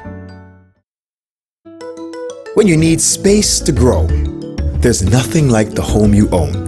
Let Scotiabank open the door for you with competitive rates and support every step of the way.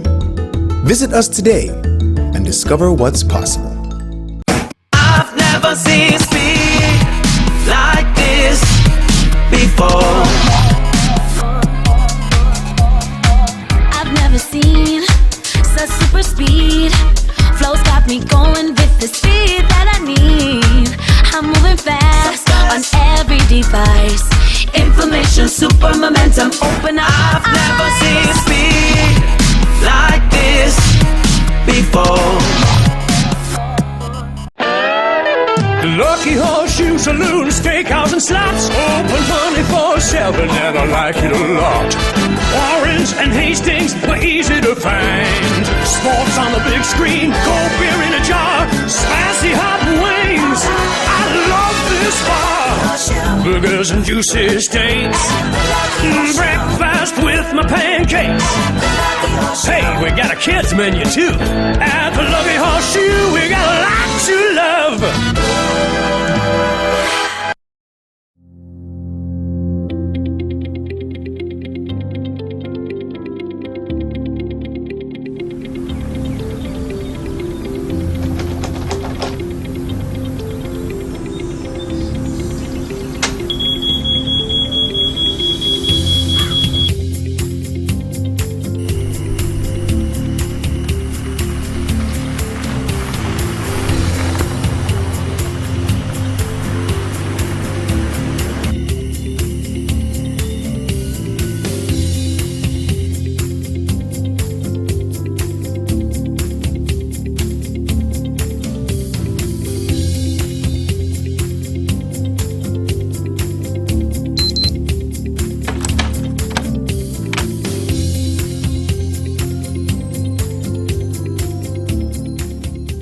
Watch how easy this is. Watch how easy this is. This is easy. I've never seen speed like this before. I've never seen such super speed. Flow's got me going with the speed that I need. I'm moving fast on every device. Information, super momentum, open up. I've never seen speed like this before. Lucky Horseshoe Saloon, steakhouse and slots, open 24/7 and I like it a lot. Orange and Hastings were easy to find. Sports on the big screen, cold beer in a jar, spicy hot wings. I love this bar. Burgers and juicy steaks, breakfast with my pancakes. Hey, we got a kids menu too. At the Lucky Horseshoe, we got a lot to love.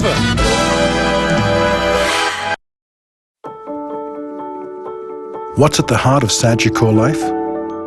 One thing: protecting the most important people in the world, family, friends, and neighbors. By being a pioneer in the Caribbean with a range of products and a wealth of sage, personalized advice for everyone. Evolving how we serve our clients with new, innovative products and an industry-leading and modern approach to life insurance. By improving the lives of the people in the communities where we operate, by providing assistance in the areas of education, health, community, youth development, and sports. It's what we've done in the Caribbean since 1840, and what we are doing today in 22 countries. With over $6.2 billion in total assets, 774 million in capital, and over 2 million insured, Sagicor Life is one of the fastest growing life insurance providers in the Caribbean. Because we focus on one thing: protecting what's most important to you. Find out what Sagicor can do for your life. Sagicor, wise financial thinking for life. When you need space to grow, there's nothing like the home you own. Let Scotiabank open the door for you with competitive rates and support every step of the way. Visit us today and discover what's possible.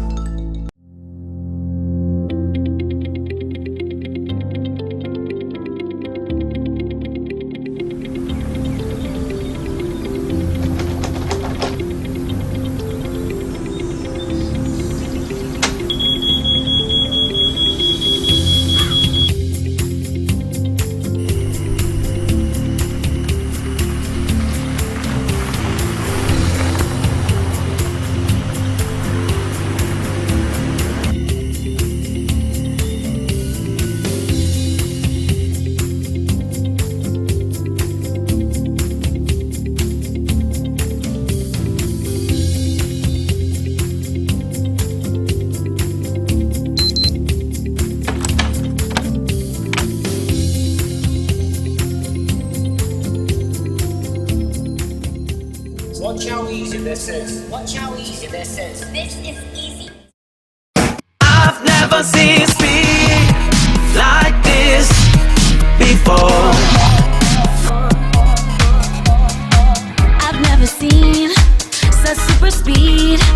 Flow's got me going with the speed that I need. I'm moving fast on every device. Information, super momentum, open up. I've never seen speed like this before.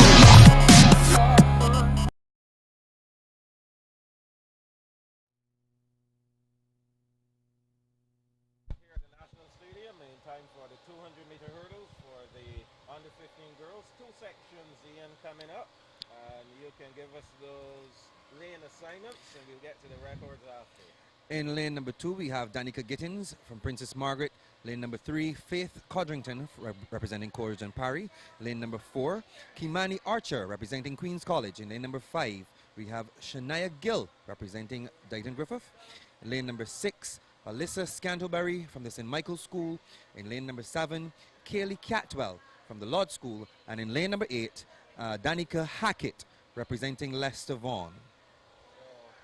So 7 athletes going here in this first section in the under 15 girls 200-meter hurdles. The record was set last year by Sarah Bell of Princess Margaret, 28.03 seconds. And of course, Sarah Bell will be competing this year for the Christchurch Foundation School. Another one who has traveled. Yes, indeed, the draft. The Bssac record, 27.24, set by Shakira Hall in 2009. She represented the Coleridge and Parry School. So we are getting ready for this first section. See if any of these young ladies will go under the 28.03. They're under starters' orders. So we have a good start there. 200-meter hurdles. Under 15 girls. Over the first hurdle. We have a spill there. One competitor is down. And over the next hurdle here, we're seeing the competitor from Dighton Griffith, Shania Gill, out front and center. And she Oh my! as well, but she'll be up and going. So again, a very technical event here. Queen's College's Kimani Archer. Archer is going to be beaten on the line by...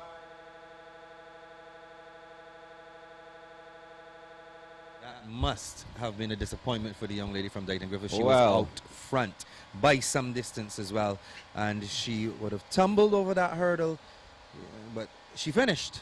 Yes, she was did up and going. finish. And that's the key to hurdling. Once, if you are unfortunate to have a fall, you should get up and go and keep going. Get up and keep going if you can, of course, because some of those falls can be very nasty. Yes, it is true. The second section already on the line, and we're going to be going through these quite quickly because, again, the under 15s, they're not using blocks. So the lane assignments quickly. Annika Blackman of Princess Margaret in lane number 1. In lane 2, Sakia Best of the Lodge School. Lane 3, Denisha Moore of Dighton Griffith. Lane 4, Kristen Sobers of Alexandra. Lane 5, Rima Boyce of the St. Michael's School. Lane 6, Vivica Addison of the Leicester Vaughan. One to watch. Lane 7, Satira Yard of Queen's College. And lane 8, Zeta Cox of the Coleridge and Parry School. And it's quite interesting to see that here in the under 15 girls category, in the hurdles and events which could be new for some of these athletes, that we have actually 2 full fields. Yes, indeed. Sakia Best, I remember her from last year. She was a high jumper, I believe. She won the gold medal in the high jump under 13 girls. That's correct. She is now at the Lodge School. She was at Spring Memorial. Formerly of Springer Memorial. She was at Spring Memorial. Yes. And now she's transitioned to the Lodge School, and she's now doing the hurdle event as well as the long jump. A multi-eventer in her own right. So we're off and running with our second section here for the under 15 girls in the 200-meter hurdles.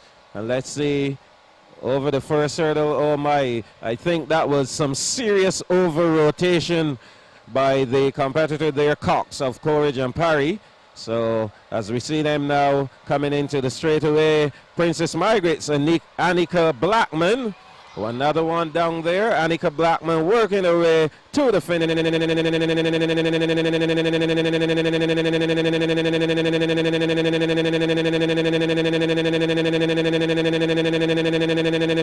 Annika Blackman of Princess Margaret. So we see that things are beginning to look up for Princess Margaret. Definitely. You've seen them in almost all of the hurdle events, and they're making the effort. So there's no doubt that within a couple of years that we should see some up and up for the Princess Margaret Secondary School. Annika Blackman looked pretty good in that particular race, though. Well, I must of make course. mention of that. She looked pretty good. Yes. And I can only imagine what would happen when she goes on. And she has been a factor from as early as the knapsack days. I think she would have been at Bailey's or Hildeskeen, one of those two schools from St. Philip. But we have some results here from the under 17 boys and girls, if we can pull them up and let the viewers know exactly what happened in those we would have seen. But to get the official results now from the under 17 girls, you can give those top three. The top three from the under 17 girls would be, of course, the 300 meter hurdles. We had in third position from the Leicester Vaughan School, Acacia Small, in a time of 48.61. We had in second place Kayla Codrington from the Leicester Vaughan as well, in 46.40, and winning that section, well, placing first, I should say, not winning the section, is Rhea Hoyt from the St. Michael's School in a time of 45.05. Those are the top three girls in the girls 300 meter hurdles under 17. Yes, and we also have some results from the under 15 boys 300 meter hurdles as well.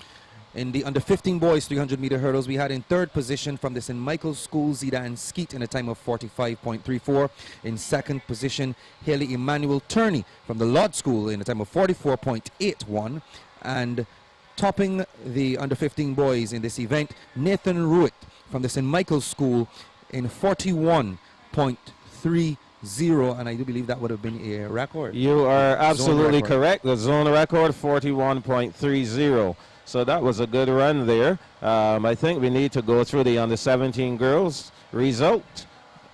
There we go. I think we went through this just now, but we can go over it again. Acacia, this is the under 17 girls. Acacia Small would have been third. I think it's the under 17 boys. Under 17 boys. That's the one we missed. Yes, that's the one we missed. So we can give you that result now. We have Kwame Neblett from the Leicester Vaughan School in third position with a time of 59.87. In second place, we had Tyreek Hunt representing Courage and Parry in a time of 59.49. And in first place, Kyle Gale from the St. Michael's School in a time of 57.77. That would have been the top three places in the boys 400 meter hurdles under 17. The hurdles would have been set at a height of 76 centimeters for that particular event. So what we will try to do now, Ian, is to see if we can pull up the scores, the current scores. I know that everyone there viewing would be checking to see where the various schools are, the alma maters. You are Ellerslie man, so you will have to wait until tomorrow and Friday to keep some noise. I will have to gag you tomorrow. No, you probably won't. You probably won't. I'm at Springer Memorial now, so I have to support the girls from Springer Memorial. But my heart is always, of course, Ellerslie. I know the St. Michael's.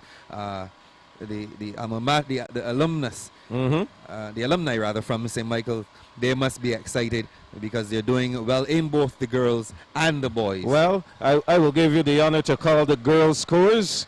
These are the current girls' scores. You can go ahead. In 11th place, the St. Winifred School with 23 points. In the 10th place, we have Darrell Jordan Secondary with 54 points. In 9th position, Frederick Smith Secondary School with 67 points. In 8th place, we have Princess Margaret with 69.5 points. In 7th, Dighton Griffith Secondary with 76.5 points. In 6th, the Courage and Parry School with 91.5 points. In 5th, we have the Queen's College with 109 points. In 4th, the Alexandra School with 115 points, and the top 3 in the girls would be in 3rd, the Lodge School with 156 points.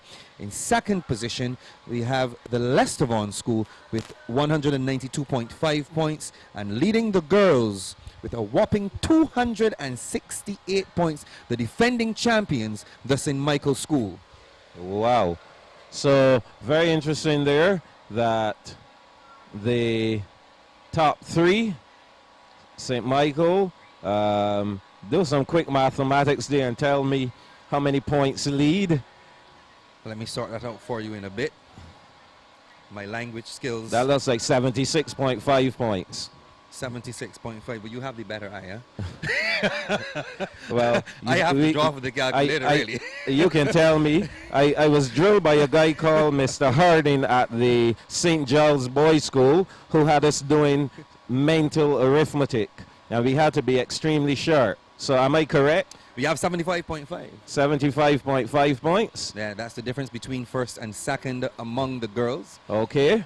And in the boys, I'll give you the boys standings. In 12th position, Providence Secondary, 1 point. St. Winifred's in 11th position with 3 points. Darrell Jordan in 10th position, 30 points. In 9th position, Frederick Smith, 52.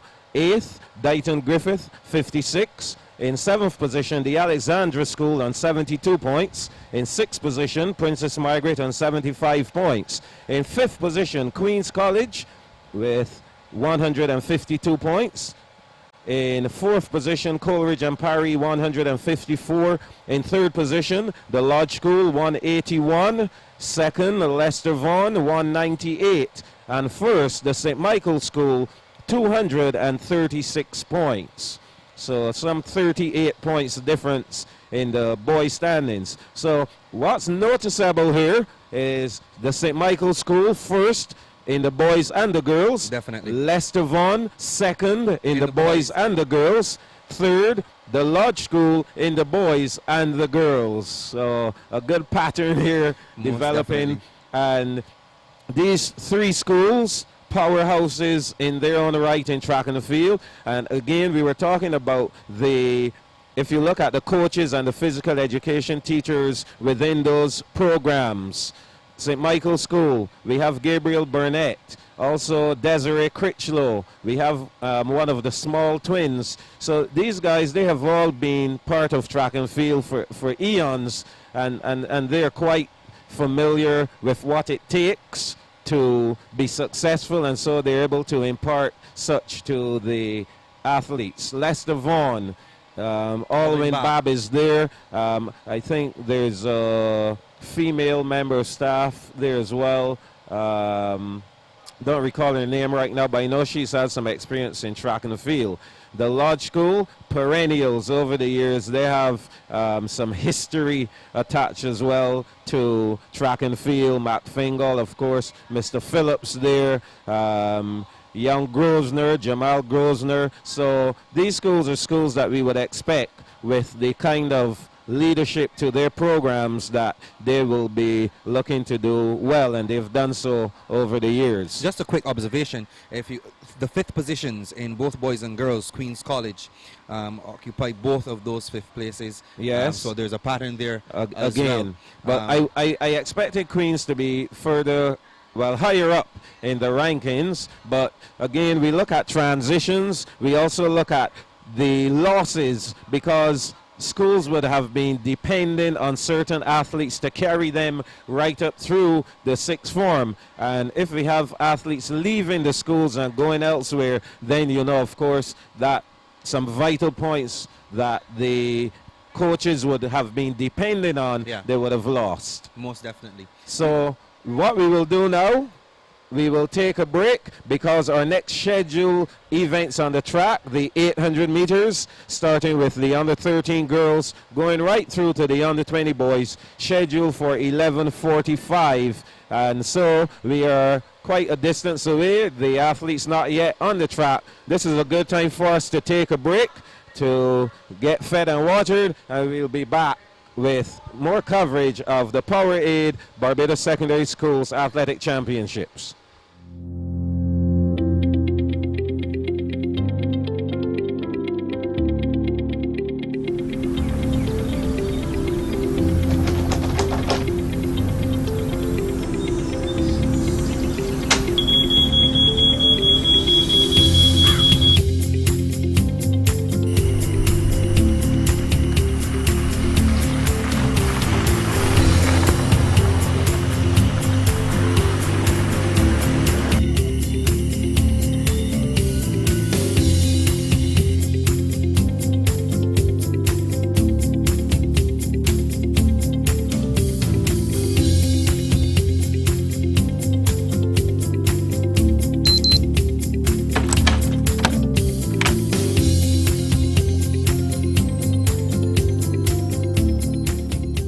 Watch how easy this is. Watch how easy this is. This is easy.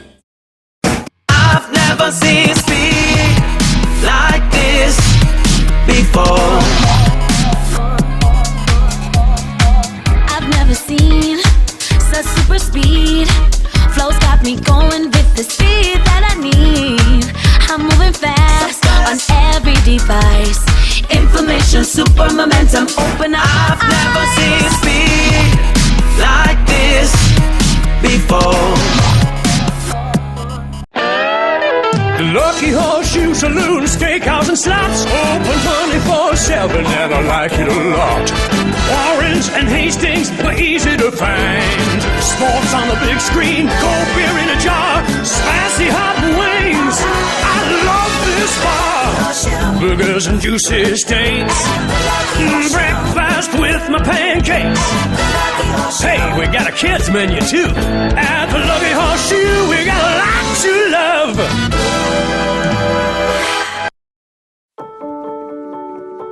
What's at the heart of Sagicor life?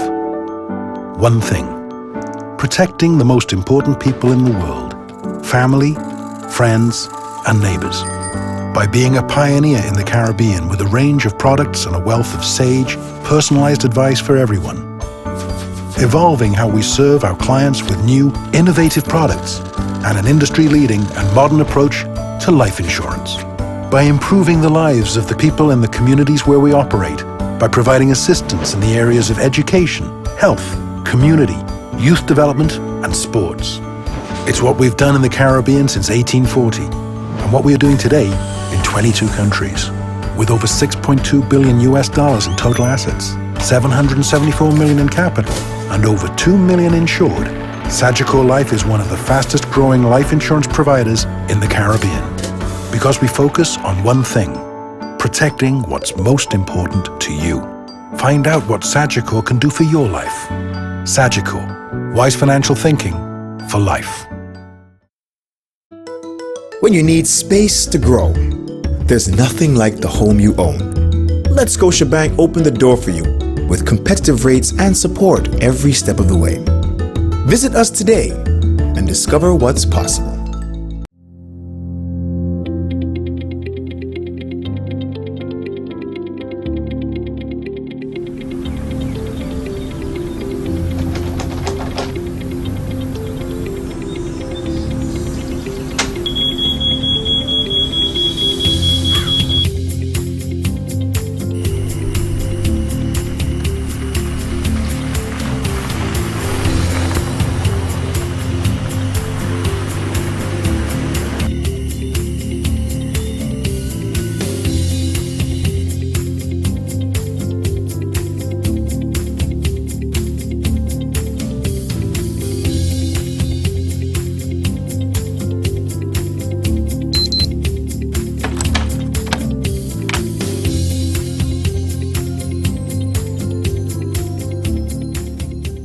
Watch how easy this is. Watch how easy this is. This is easy. I've never seen speed like this before. I've never seen such super speed. Flow's got me going with the speed that I need.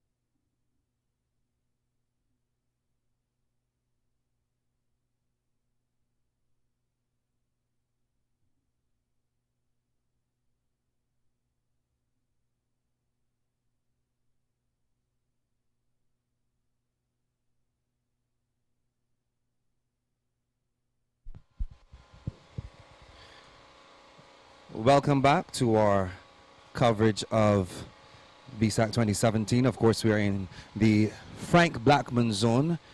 We are getting ready for the under 13 girls 800 meters. We have two sections in this event. The record held in the zonal record that is held by Zuri Connell of Queen's College in a time of 2 minutes 46 seconds, .18. And then we have the Bssac record held by Nikisha Maynard of Alexandra. That record being set back in 1994. That's the Bssac record of 2 minutes 29 seconds 46. Welcome back. Yes, Mr. Ian. Jules. Had to take a necessary break, so we are right back in time to witness the first of two-time finals for the under 13 girls in the 800 meters, 2 laps around the track for these guys. And not sure if you went over the start lineup. No, we have not been through the Well, line I can do assignments that yet. quickly. Go ahead quickly. From Queen's College, Christina Watson. From the Alexandra School, Martha Burshert. From Dighton Griffith, Justina Bishop. From the Lodge School, Amaya Faria. From Leicester Vaughan, Anisha Aline Grisette. From the Darrell Jordan Secondary, Rihanna Cummins. From Princess Margaret, Simone Nurse. And from Frederick Smith, Radavi Welch. These are 8 competitors going, and although we have lane assignments attached, Ian, these athletes will basically be running out of lane number 1. So there are 2 ways that the athletes can start the 800 meters. They can use lanes. From what I'm seeing here, although the lanes have been assigned, they're running scratch. So they have gone from the scratch line right into lane number 1, which is kind of wrong, because once the athletes are assigned lanes, they need to go behind their lanes, which they have for the 800 meters. Their lanes assigned. You'll see green lines on the track. But however, I guess they'll get that right when we get to the semifinals and final stage. Of course, this event is 2 laps around the stadium track. Yes, and leading now is Simone Nurse of Princess Margaret. She's followed by the competitor from the Darrell Jordan Secondary, Rihanna Cummins.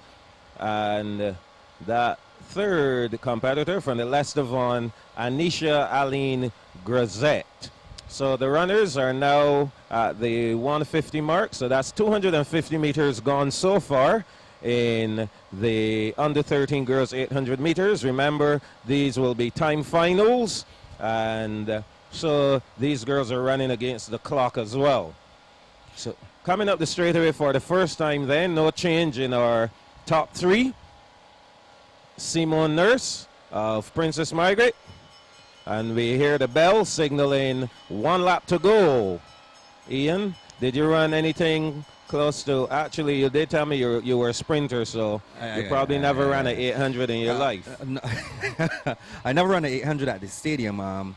When we did it at school, we had like a 200 meter track laid out, and I would do the 4 laps. Okay. Yeah, but I never actually got the opportunity. We see an athlete going down there. I believe that's an athlete from Leicester Vaughan, is it? Looks like Anisha Aline Grisette. She's gone down. Well, actually, she's not. That's not Leicester Vaughan. Leicester Vaughan is currently in 3rd position. I think that could be the Alexandra School. But we have a new change of leader nevertheless. Now leading is Cummins of the Darrell Jordan Secondary School, Rihanna Cummins, leading the field. And now moving into 2nd, actually, is the competitor from the Alexandra School, Martha Burshert.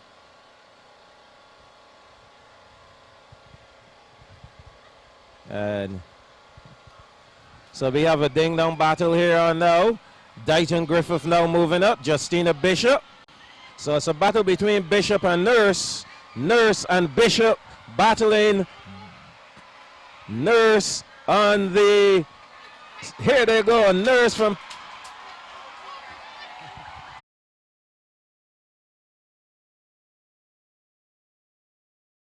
her head down. Oh, yes. And really went all arms and legs toward the finish there. The young lady that actually fell is Radavi Welch from Frederick Smith. Wow. I think we're getting a little confused here because of the Colors. uniforms. Yeah, the green. That green there now finishing up. That's Lester Vaughan. Yeah.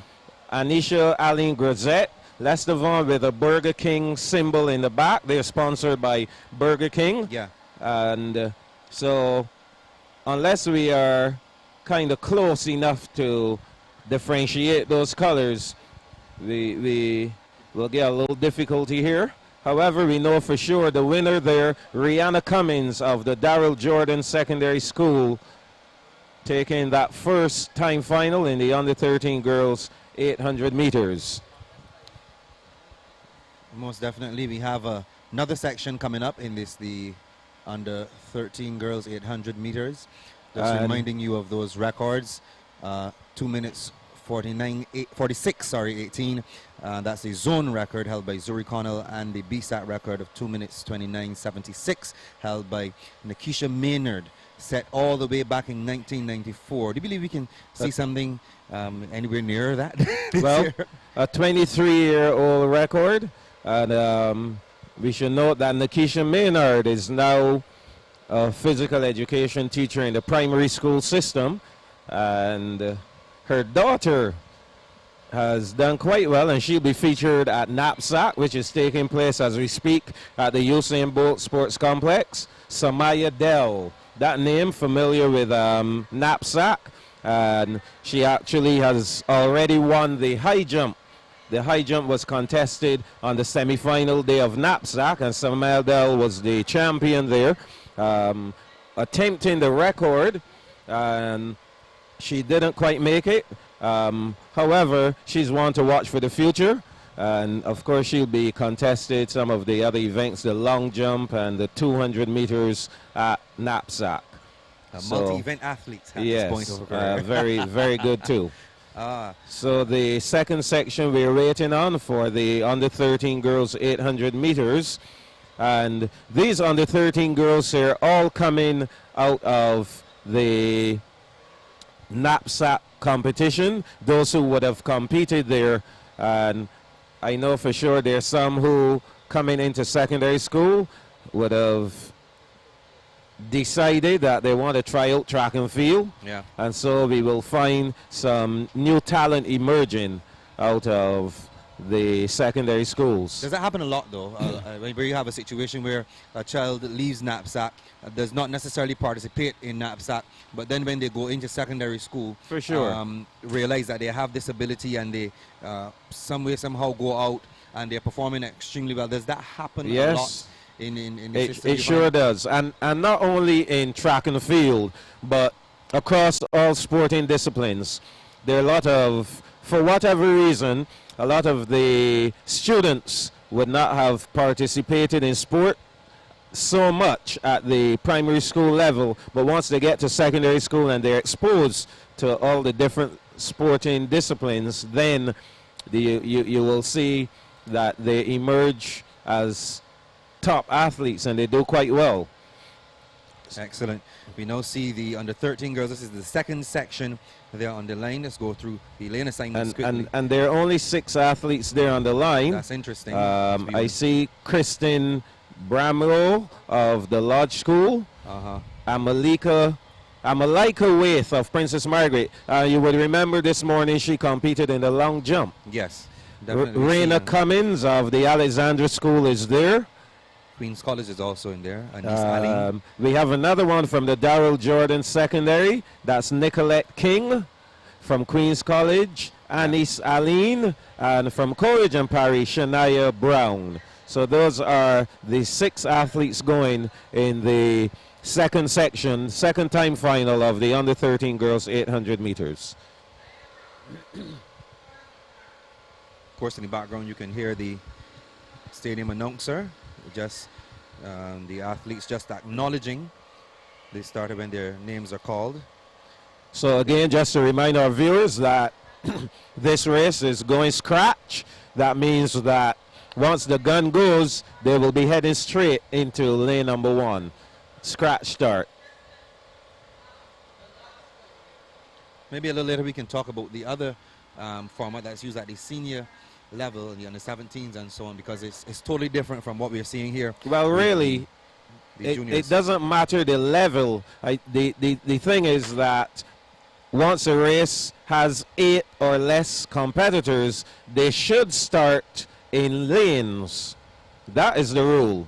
8 or less competitors, they should start in lanes. They should run 100 meters. When they get over to the 1500 meter start, then they break and go down into lane number 1. So I don't know the reason why they're starting them scratch here. However, as you can see, the cones are out. I don't know if you noticed, the cones were out there on the back stretch, right at the top of the back stretch, meaning that they should have started in lanes and then cut into lane number 1.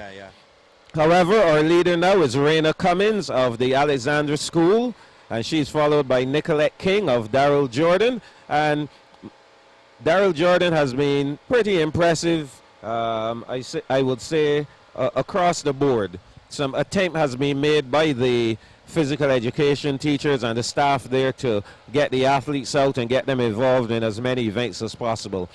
And they're doing pretty well. Yes, so now a new leader in Shania Brown of Coleridge and Parry, and the lead is going back and forth as we hear the bell signaling 1 lap to go.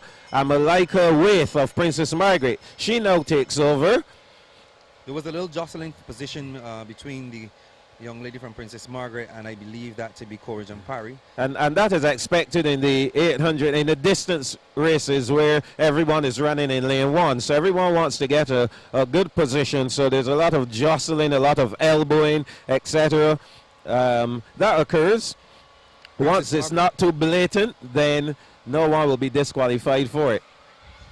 So Amalika Waith of Princess Margaret, she's in charge. Not a very outstanding running style from her. Seems to be in a little pain here. Oh my.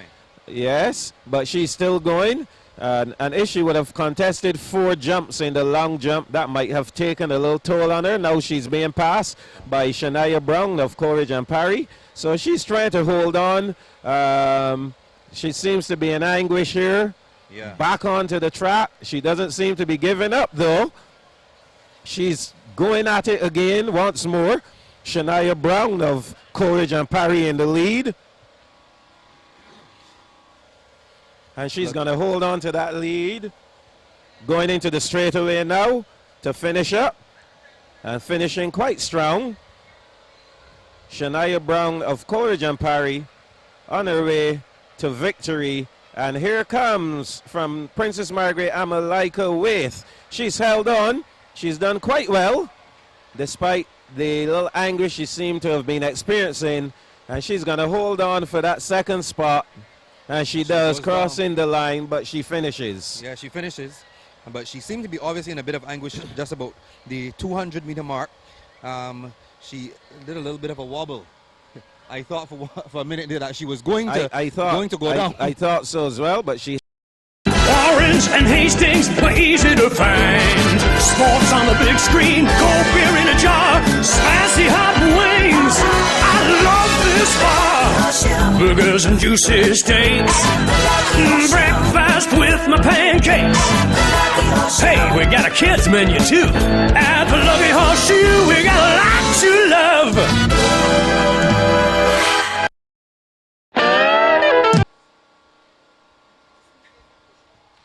So we are back on track in time for the first of 2-time finals for the under-13 boys. And we have 10 competitors going here in this one. Yeah. The zone record for this race is 2 minutes 29.03, held by Peter Gibbs of the Queen's College, and the Bssac record 2 minutes 17 seconds, and that's 0.27, held by Willan Louis. That time he was at the St. Leonard's Boys. In terms of the lane assignments, well, before you call the lane assignments, you will note here, we have 10 competitors entered. Yeah. There are only 8 lanes. Yep. So the point I was making just now you cannot have 10 competitors and put them in lanes. Right. I mean, it can be done, but they will share the lanes. However, on our sheet, we have 1 to 10. Yeah. So in this case now, I would expect that the starters would run them scratch. Yeah. That is what I would expect. Let's see what they're doing. But though. they're putting them in lanes. Yeah, they're putting them in lanes. Yes, So they are. I am a bit lost here as to how they are working this. Nevertheless, we can give the starters. We don't need to give the lanes, but we can give the starters. Go right ahead. Samuel Mears representing Frederick Smith Secondary. We have Raquan Leacock representing Darrell Jordan